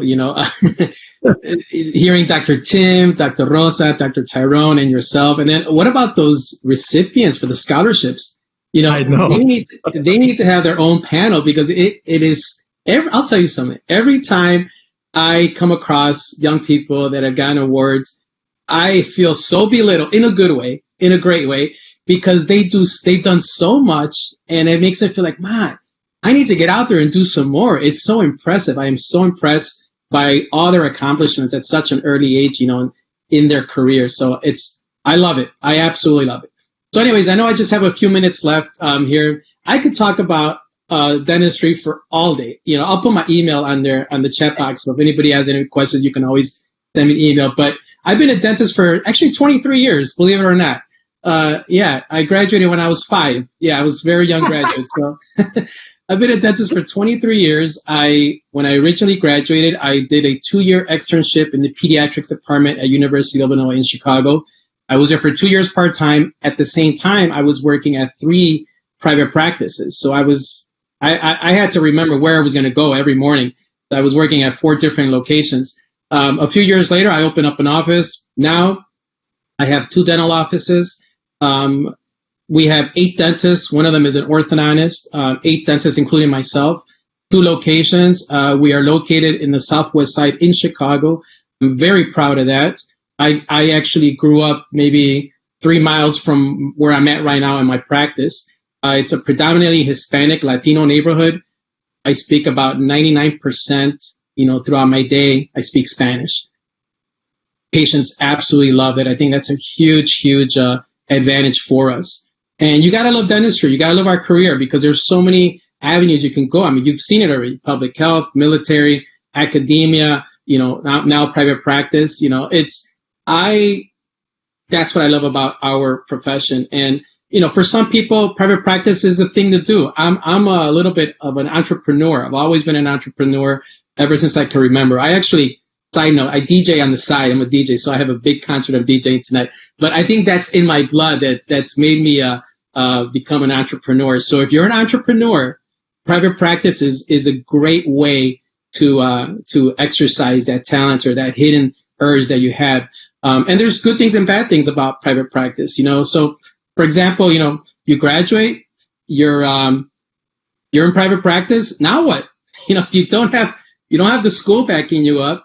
You don't have somebody there, that's going to bail you out if you have a tough extraction or you got a tough, root canal that you're doing. So that could be a little bit of a challenge. So I'm going to give you some tips on what I would recommend. But the good thing about being in a private practice, it goes without saying, this, you're your own boss, which is great. Who doesn't want to be their own boss? You do your own hours. You have the proper instruments and materials, and for students out there, you may or may not know this, but we are creatures of habit. We like things a certain way. We like our certain instruments. We like our schedule to be a certain way. And that's just, I think, that I've seen, as dentists, that's in our nature. And when you have your own practice, that's one of the benefits, I think. You can have everything set up the way you would want to, as close as you would want to. So that's a big plus. Now, there is a flip side to it. There are some disadvantages to it, because when you first open up your practice, you're going to be probably doing the marketing yourself. You're going to be the mechanic of the office. You're going to be the IT. You might even be the receptionist. I say this because I went through this. Obviously, why is Siri? Siri's trying to talk to me. Okay. All right. So you're going to do that in the very beginning. And obviously those are some of the learning pains and some of the growing pains that I went through. But when you're a practice owner, you pretty much in the very beginning, you say to yourself, well, I got to do what I got to do to get it done. And on top of all that, you still have to show up and do the root canals. You got to do those crowns, those implants. You have to see patients, so it is something where you're juggling a lot of balls. And you got to be very careful not to drop them, because you will drop them. That will happen. So that's something that I learned the hard way.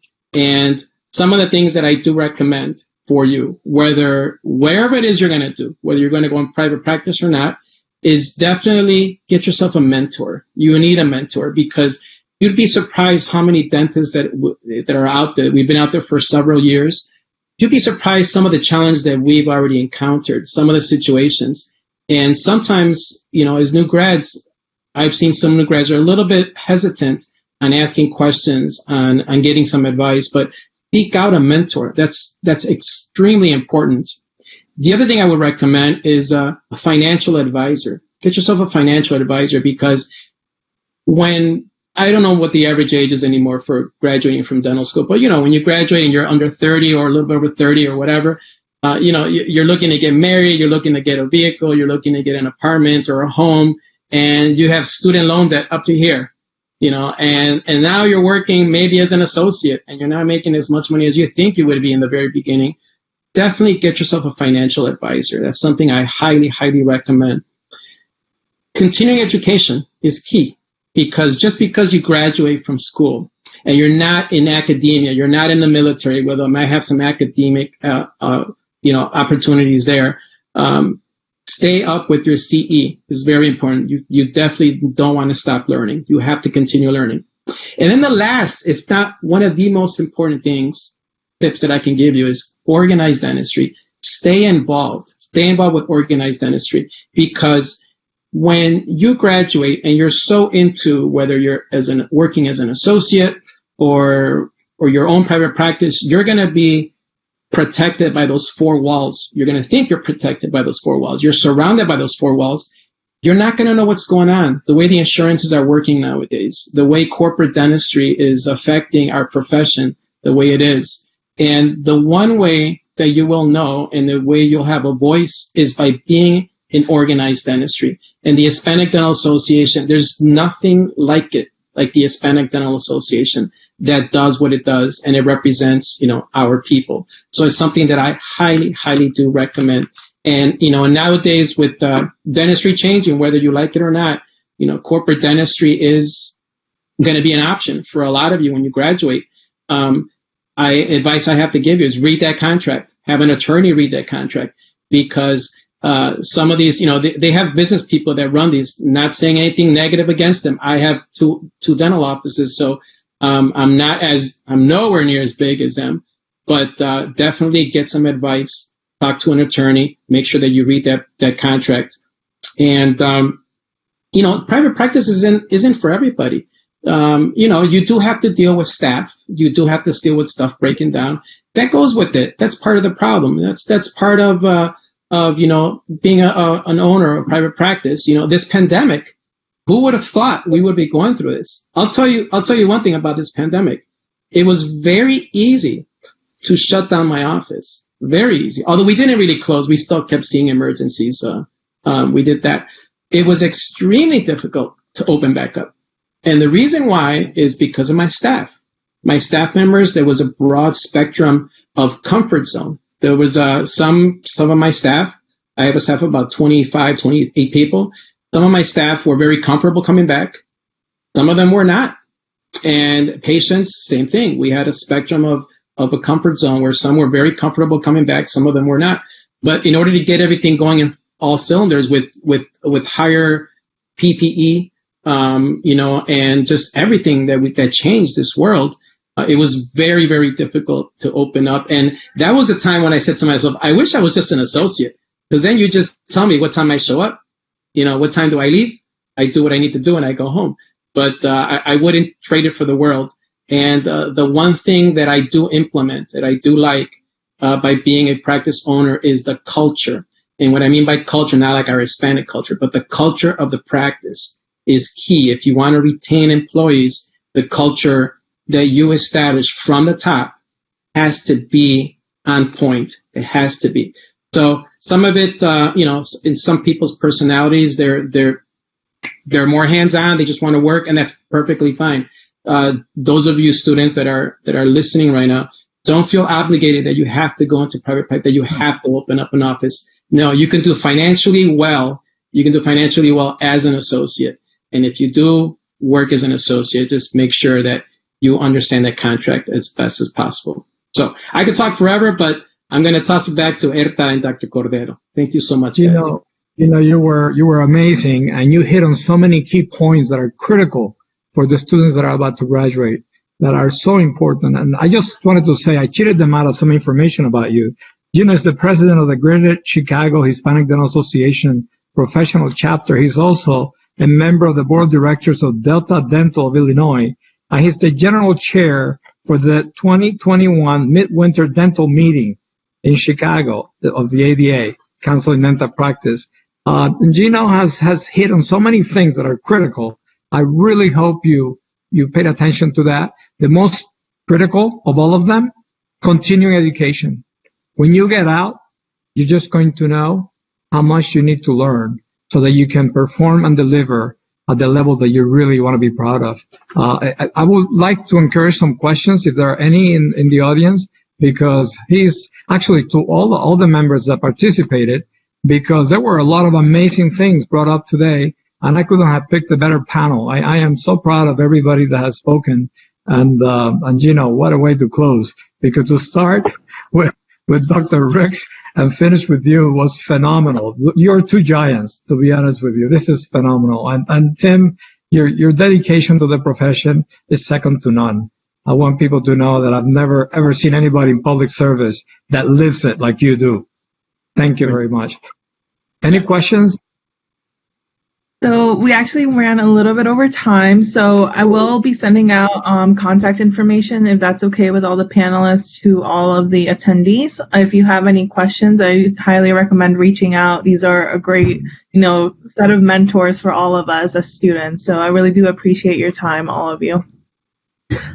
So in terms of concluding the HCA panel, thank you again. But now we do want to move into the second portion of our scholarship ceremony. So I'll have Dr. Artiega give that introduction. Thank you. Thank you so much. I appreciate it. So now for the second part of the scholarship, I still want to say thank you for our sponsors to being so dedicated to our students. And I would like to just mention, I mentioned earlier about the application process. And one of the things that we did ask our applicants was, how do we engage the students to stay engaged with our association? And I'd like to share a couple of the things that we did see that was a recurring theme. Basically, wanting to stay with the familia. How do we do that? How do we stay within our community? Being lifelong learners and being professional, maybe some engagement with mentorship or networking. We did see a lot of comments about collaborating and being mentors and mentees, being brothers and sisters in this family. So I would like to emphasize that and share with you at least some of these wonderful opportunities. Hang on. Just too much going on here, but let's hope this works, especially with the audio.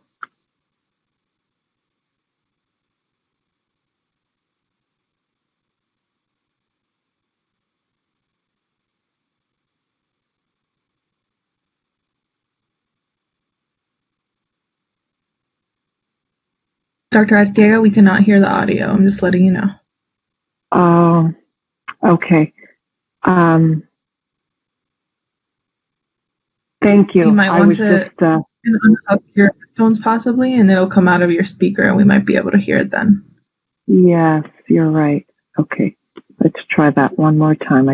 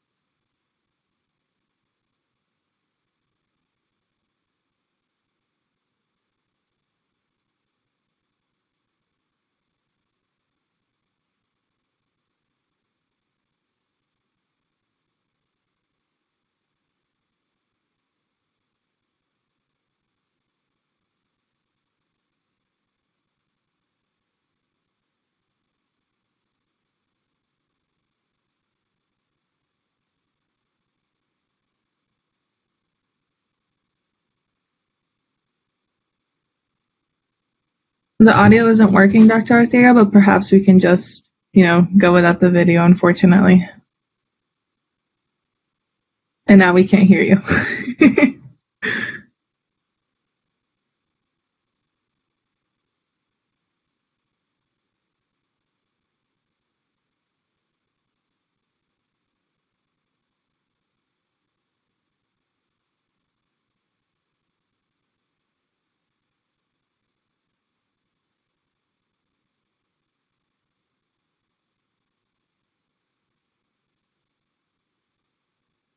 No, your audio is not working, Dr. Arteaga.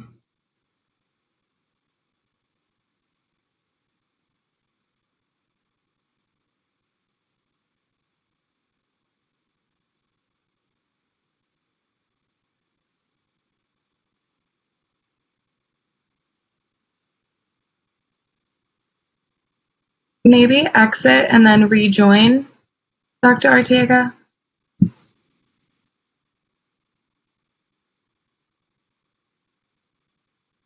No.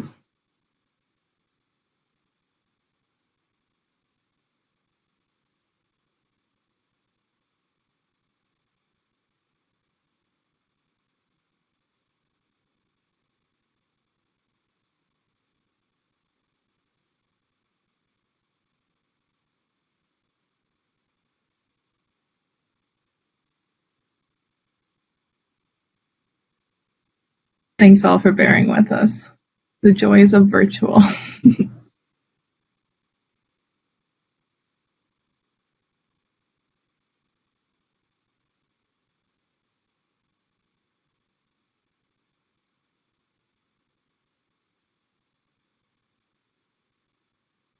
How about now? Can you at least see me and hear me? Okay. I so apologize.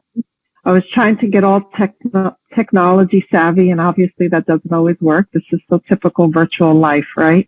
Welcome to the virtual world.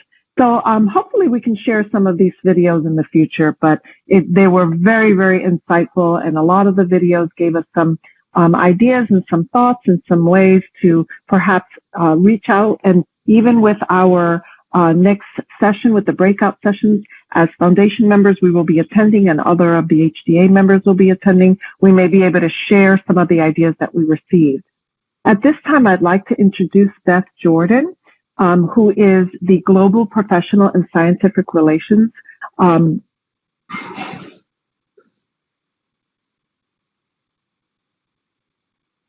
CRENI, and she has been an adjunct clinical faculty for 12 years. She has a master's degree in organizational leadership and development, and she worked in private practice before she came on to become an employee of Procter & Gamble. She currently resides in Southern Maine, and I'll let her share and be able to greet you. Can everybody see me okay? Hear me okay? Thank you so much for having me today. I've been with Procter & Gamble for a number of years. I'm new to this role, serving associations with P&G. And I have to say, as I've gotten to know the HDA and Dr. Cordero specifically, I'm literally stirred by the passion and energy that this organization brings to the profession. One of the things that draws Procter & Gamble to support this organization is the passion for collaboration that they've shown toward our organization and toward the focus on the Hispanic community, regardless of how they're served, versus being only about the profession and the dental professionals it serves. As well, another unique aspect of this association's core values is its inclusiveness of the entire dental family. No matter what role you play in the dental office, this organization embodies inclusion at its core. So its community and inclusion have come across loud and clear. Creston Oral-B continues to invest in oral care across this country and across the world with our overarching commitment to oral health of the consumers we serve and the success of the dental professionals we're serving.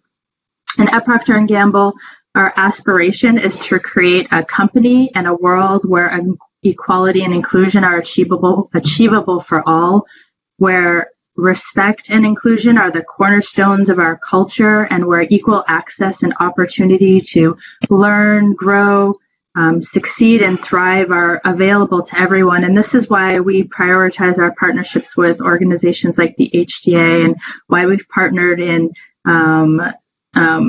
early partnerships in the Orgullo Awards for students, and why we remain committed to supporting the HDA for years to come. As Dr. Chaviano said, diversity on campus breeds dental excellence, and I really liked that quote. In a time where the advancement of equality and inclusion was never more important, we're incredibly proud to partner again this year and look forward to seeing the great work of our award recipients.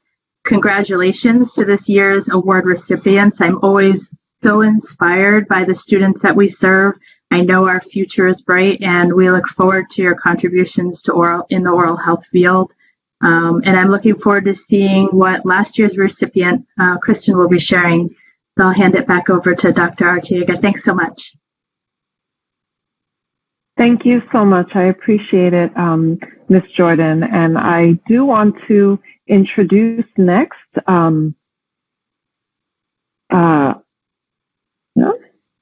Kristen Valenzuela. And Kristen is a previous recipient of the Crest Oral-B sponsorship, and she is a newly graduated dental hygienist out of the University of Texas School of Dentistry at Houston.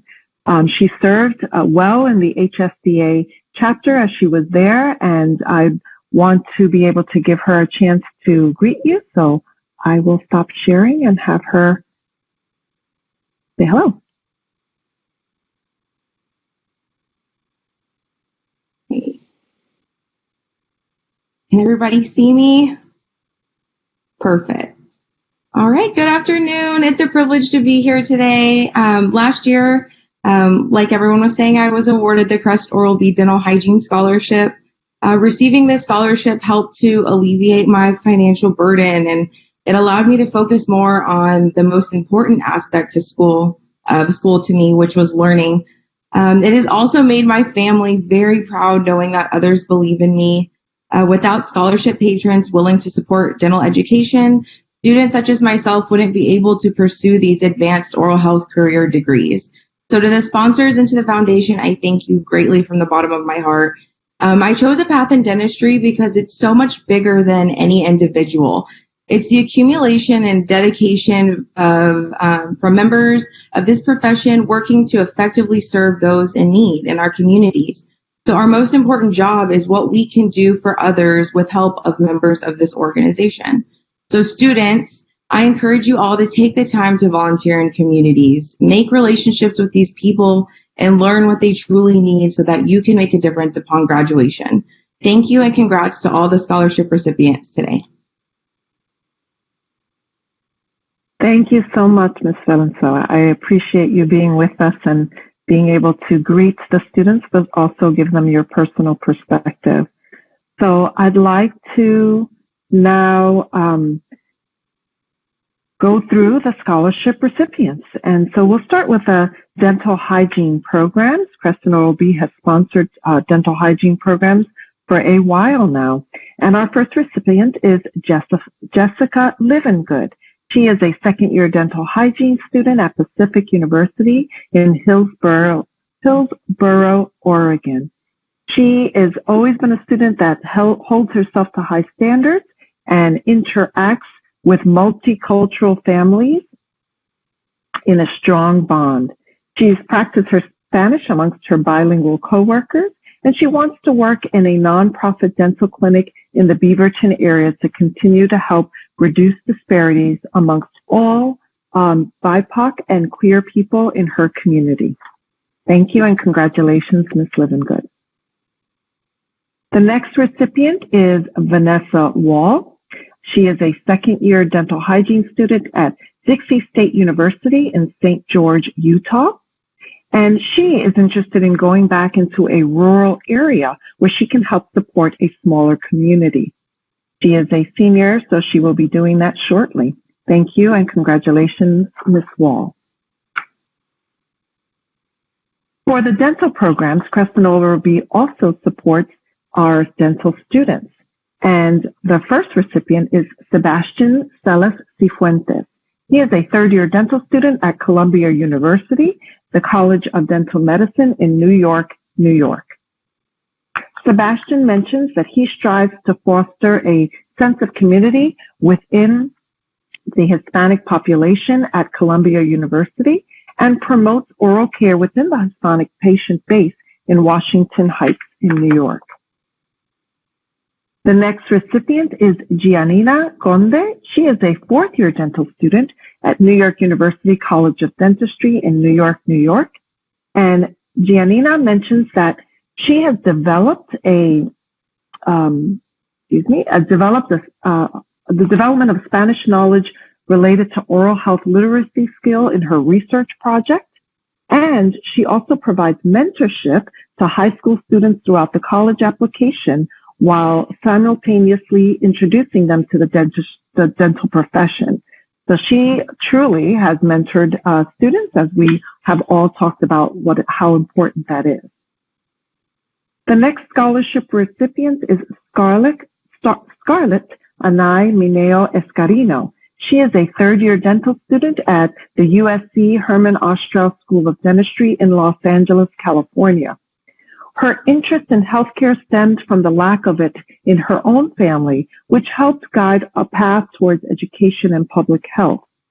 Her achievements of being a first-generation college student in a mixed citizenship family has pushed her through into dentistry, through dental school.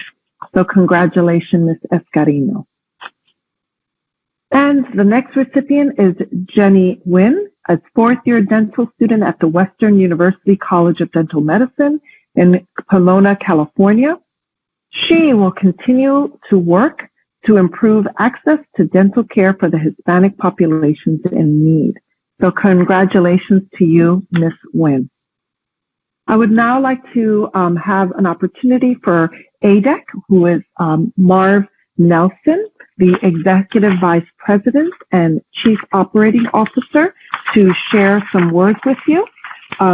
He was responsible for global finance and accounting, quality assurance and regulatory affairs. He was promoted to Chief Operating Officer and Executive Vice President in 2016, and he is here through video format to share some words with you.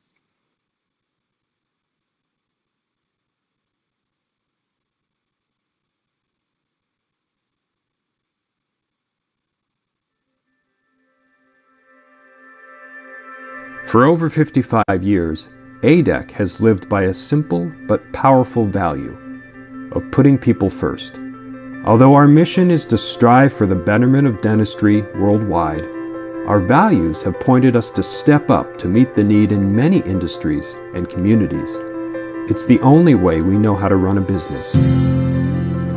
We believe that when people are given tools, resources, and support, they are empowered to succeed and help others succeed.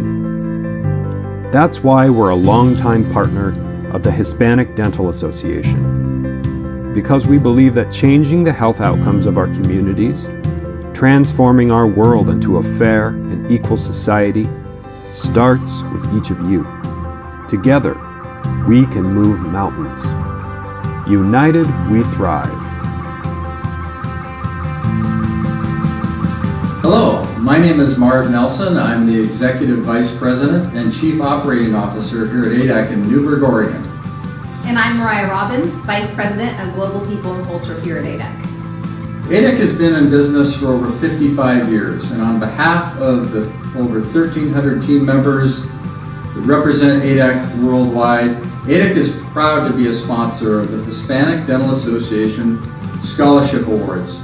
We're proud to give back to the dental community. Our mission is to provide a betterment of dentistry worldwide. And we're very excited to continue our partnership with the Hispanic Dental Association for these scholarship awards. We know you as an organization and your students continually go out into areas that are underserved and continue to evolve our mission and your mission. Thank you for all of the great work that you do. Yeah, thank you for all the great work that you do. And now we're going to hear a message from last year's scholarship award winner. Thank you. Thank you.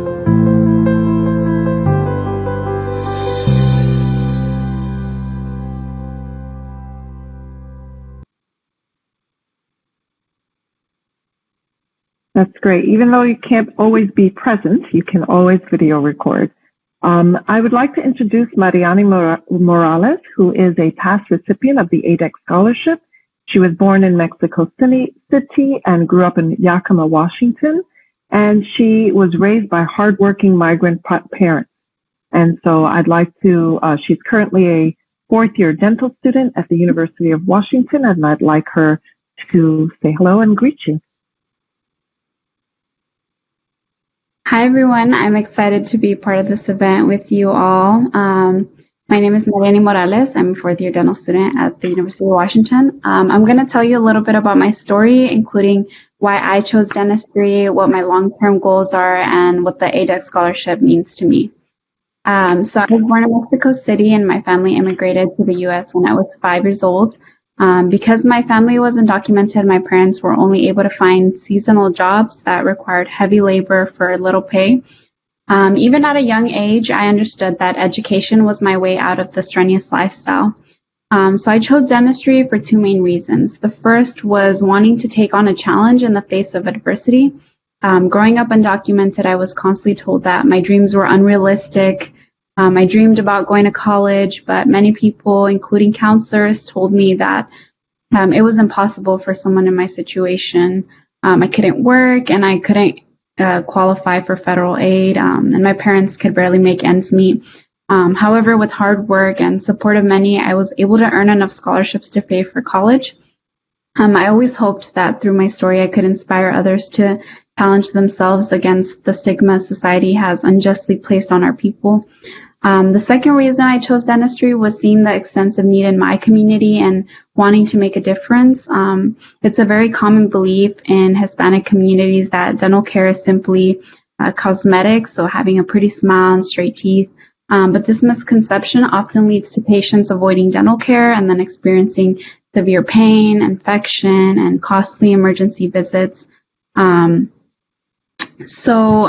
As many of you know, the Latinx community faces high disease rates and even higher barriers when it comes to access to healthcare. There's a culture barrier, including experiences of prejudice, fears of deportation, the language barrier, and so on and so forth. So seeing these issues in my own community made me want to play a role in making healthcare more accessible to our most vulnerable Hispanic populations. I remember my first encounter as a dental student with a Hispanic patient. He came in wanting an anterior tooth implant. At the start of the appointment, he was very quiet, was simply nodding yes to all my questions. I realized his English was very limited, so I let him know I spoke Spanish, and his face completely lit up. He began telling me about how not having a tooth was affecting his personal life, his job, his relationships, his self-esteem. As healthcare providers, we need to be able to connect with our patients in order to understand them and their fundamental reasons for seeking dental care, and in this way better serve them. So once I graduate from dental school, I plan to do a 1-year residency program to enhance my skills as a general dentist. I recognize that many patients in the communities that I wish to serve have extensive needs, very complex dental needs, and specialists in these areas are scarce and expensive, to say the least. As Latinx students and allies, we are the voice of our community, and we have a big role to play. Personally, as a first-generation college student, DACA recipient, and Latina woman in a male-dominant field, it has been a long journey. But if we don't push ourselves to be the best we can be, we will never know the extent of our possibilities. I recognize that I wouldn't be where I am today if it wasn't for organizations such as ADEC that have supported me along the way. The ADEC scholarship not only provides me with financial resources to pay for my degree, but it refuels my dreams and aspirations to make a difference in my community. Seeking a higher education is challenging. The finish line isn't always visible, and it can often get exhausting and tiresome. But we are not alone. We are in this as a community, and together we're going to advocate for our people to make sure that they are heard and that their needs are met. And thank you for listening to my story, and I wish you all the best in your journey. I look forward to the things that we will accomplish as a community. Thank you so much, Mariani. We appreciate your words and your inspiration. I'd like to congratulate the recipients of the ADEC scholarship this year, and that is Janela Bermudez. She is a 4th-year dental student at the University of Washington School of Dentistry in Seattle, Washington. And Janela has included that she remembers patients are people with a myriad of identities and stories. And this is how she wants to aim to provide holistic dental care. So she has been very involved, as have all of our recipients. They are all very passionate about what they've done, and we're so happy to be able to honor them with scholarships that have been sponsored by faithful industry and other supporters like ADAC and Colgate and Creston Oral-B. So we thank you this year for hearing our presentation, and we'd like to just include some closing remarks from Dr. Cristina Meñez. She is born and raised in the Rio Grande Valley. She is a UT San Antonio graduate, and the most amazing thing is that she continues to be active even with her newborn baby. She is on the HDA Community Outreach Committee, and she has served and been a graduate of the ADA Institute for Diversity. As a matter of fact, she founded our BOLD program, Building Our Leaders in Dentistry. And so I'd like to give her a moment to speak and say thank you on my behalf and on the HDA Foundation Board behalf for allowing us to be a part of this regional. We look forward to the breakout sessions. Hi, everybody. It's great to see you. So Christina Miners here from San Antonio. A big thank you to everybody for being here. It's inspiring to be here. I think we're here in Mariani, the past recipient right now, just kind of touched on it and on why we're all here and why I'm so happy to represent HDA and to be a member. And I'm hoping that you all were just as inspired by her story and can continue to give back in just the way that she's doing now. I got my start in HDA just like each of you. I was an active member, and after graduation, I just continued to stay active with my local chapter. One of the things I've read was success is not the key to happiness. Happiness is the key to success if you love what you're doing. And I know with a lot of us, I love dentistry. It's not just I love teeth, but I think I love it because of the people and who we're doing it for. I found this to be true through my membership with the HDA. HDA has helped me succeed in my career because of the joy I experience in serving our Hispanic community. The special thing about HDA and its members is we all share this love for giving back. And I know each of you finds that same joy in serving, and you're already on your ways to having a very successful career. One of my favorite activities with the HDA is having the opportunity to read each of your scholarships, your essays, and this year even seeing your awesome videos that you put together. You each had some wonderful ideas for what we can do for HDA to make it better, And I'm looking forward to really implementing some of those ideas and working with you in the future. I challenge each of you to just get started now. One of the unique things about HDA is the connection we have with our leaderships, the transparency we have within our leadership. As a student, we invite you to join our national committees already, membership, communications, so service and outreach. Each of these committees is available for you to be on and join and share these ideas, share your visions, so we can make them a reality and make HDA even more successful. So I challenge each of you out there to just come join our committees, get on our website, get more active, come to our conferences, and HDA is just as good and better with you being a part of it and helping drive us forward. So before I finish, one of the special things I wanted to share with everybody today and have the honor of doing is the Hispanic Dental Association Foundation has one more scholarship to give today. For the first time, the HDA Foundation Board has created a special award to honor two very special people this year. This inaugural Hispanic Dental Association Foundation President's Scholarship is awarded this year to honor the outstanding and dedicated work of our foundation president, Dr. Sarita Arteaga. She has tirelessly been a champion for the foundation. The President's Scholarship is given to a dental student with high meritorious achievement in academics, community service, and HSDA chapter service. This year's recipient has dedicated herself to improving the lives of the Hispanic community through outstanding service with her HSDA chapter and her school. She's maintained a perfect GPA through all of this, an exceptional leader as a student trustee, and she has definitely stood out among her peers. Even through all the obstacles of trying to plan a virtual conference like this during a pandemic, putting this regional conference together, I think you can say, has been very successful. It's been wonderful being on here and just seeing everybody and seeing it come to fruition. I have really enjoyed working with this scholarship recipient, a special young lady, and I look forward to the amazing things she's going to continue to do with HDA. This year, HDA's Foundation President's Scholarship is awarded to Herda Granado. She's a D4 at University of Pennsylvania School of Dental Medicine. It's her birthday today, and I want each of you to please join me in congratulating her. Happy birthday. Congratulations, Herta, and we love you. So much. I was not expecting that. Thank you. I really appreciate it. Do you want me to conclude the scholarship session now? Or go for it.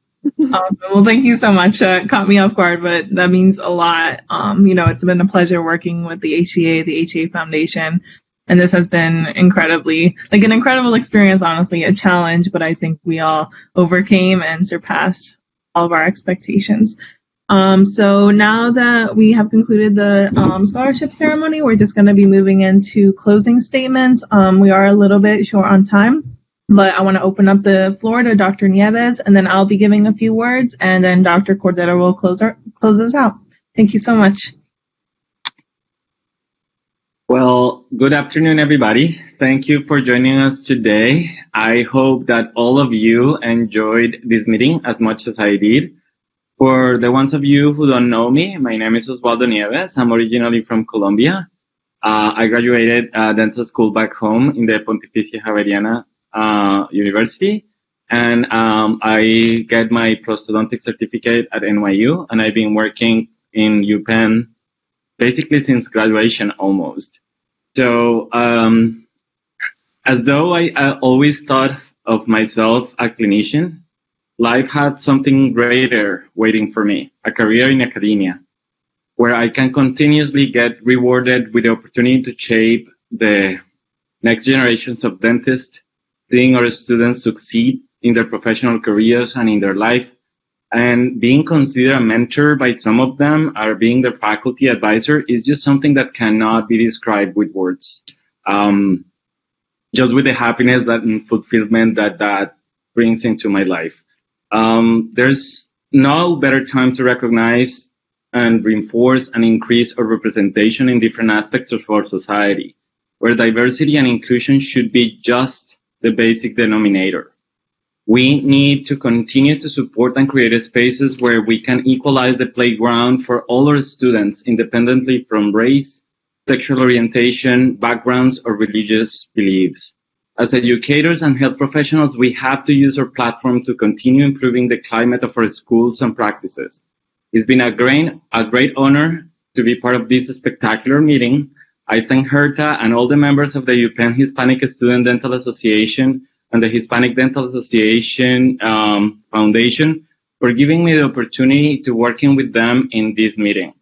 I cannot be prouder of the Hispanic Dental Association here at Penn. Their amazing work representing our Hispanic heritage and at our school, and also serving our unserved community here in Philadelphia.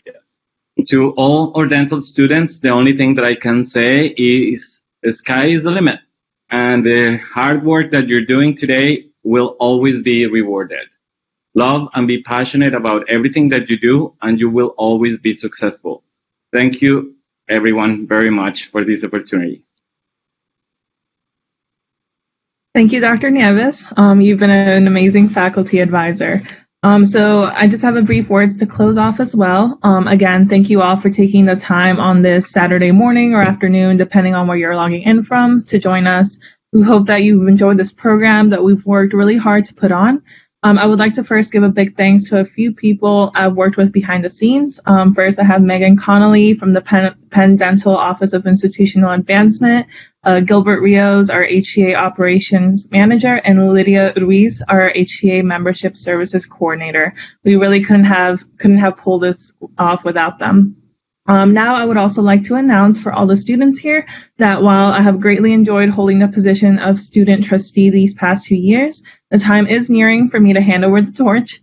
So the HCA will announce the 2021 student trustee nomination process on Wednesday, October 1st of this year.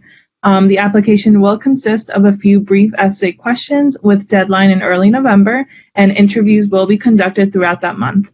The student trustee position is a 2-year term with preference thus given to second-year students.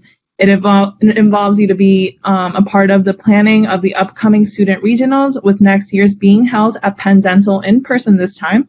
And you will also be a student advocate on the HCA Board of Trustees and will have the freedom to get creative with developing the National Student Committee. More information is to come, but I do encourage you all to apply. It's been an absolutely huge leadership opportunity for me, and I've had, the opportunity to get some great mentors out of this position. And so I highly encourage all of you to look into this. Please reach out to me if you have any questions after the application's been announced. Also, following this program, I want to remind all HSDA members to please don't forget to check your emails following this program. I've sent links to your assigned breakout sessions by region if you indicated interest in attending. Now, Dr. Cordero will do us the honors of closing our program.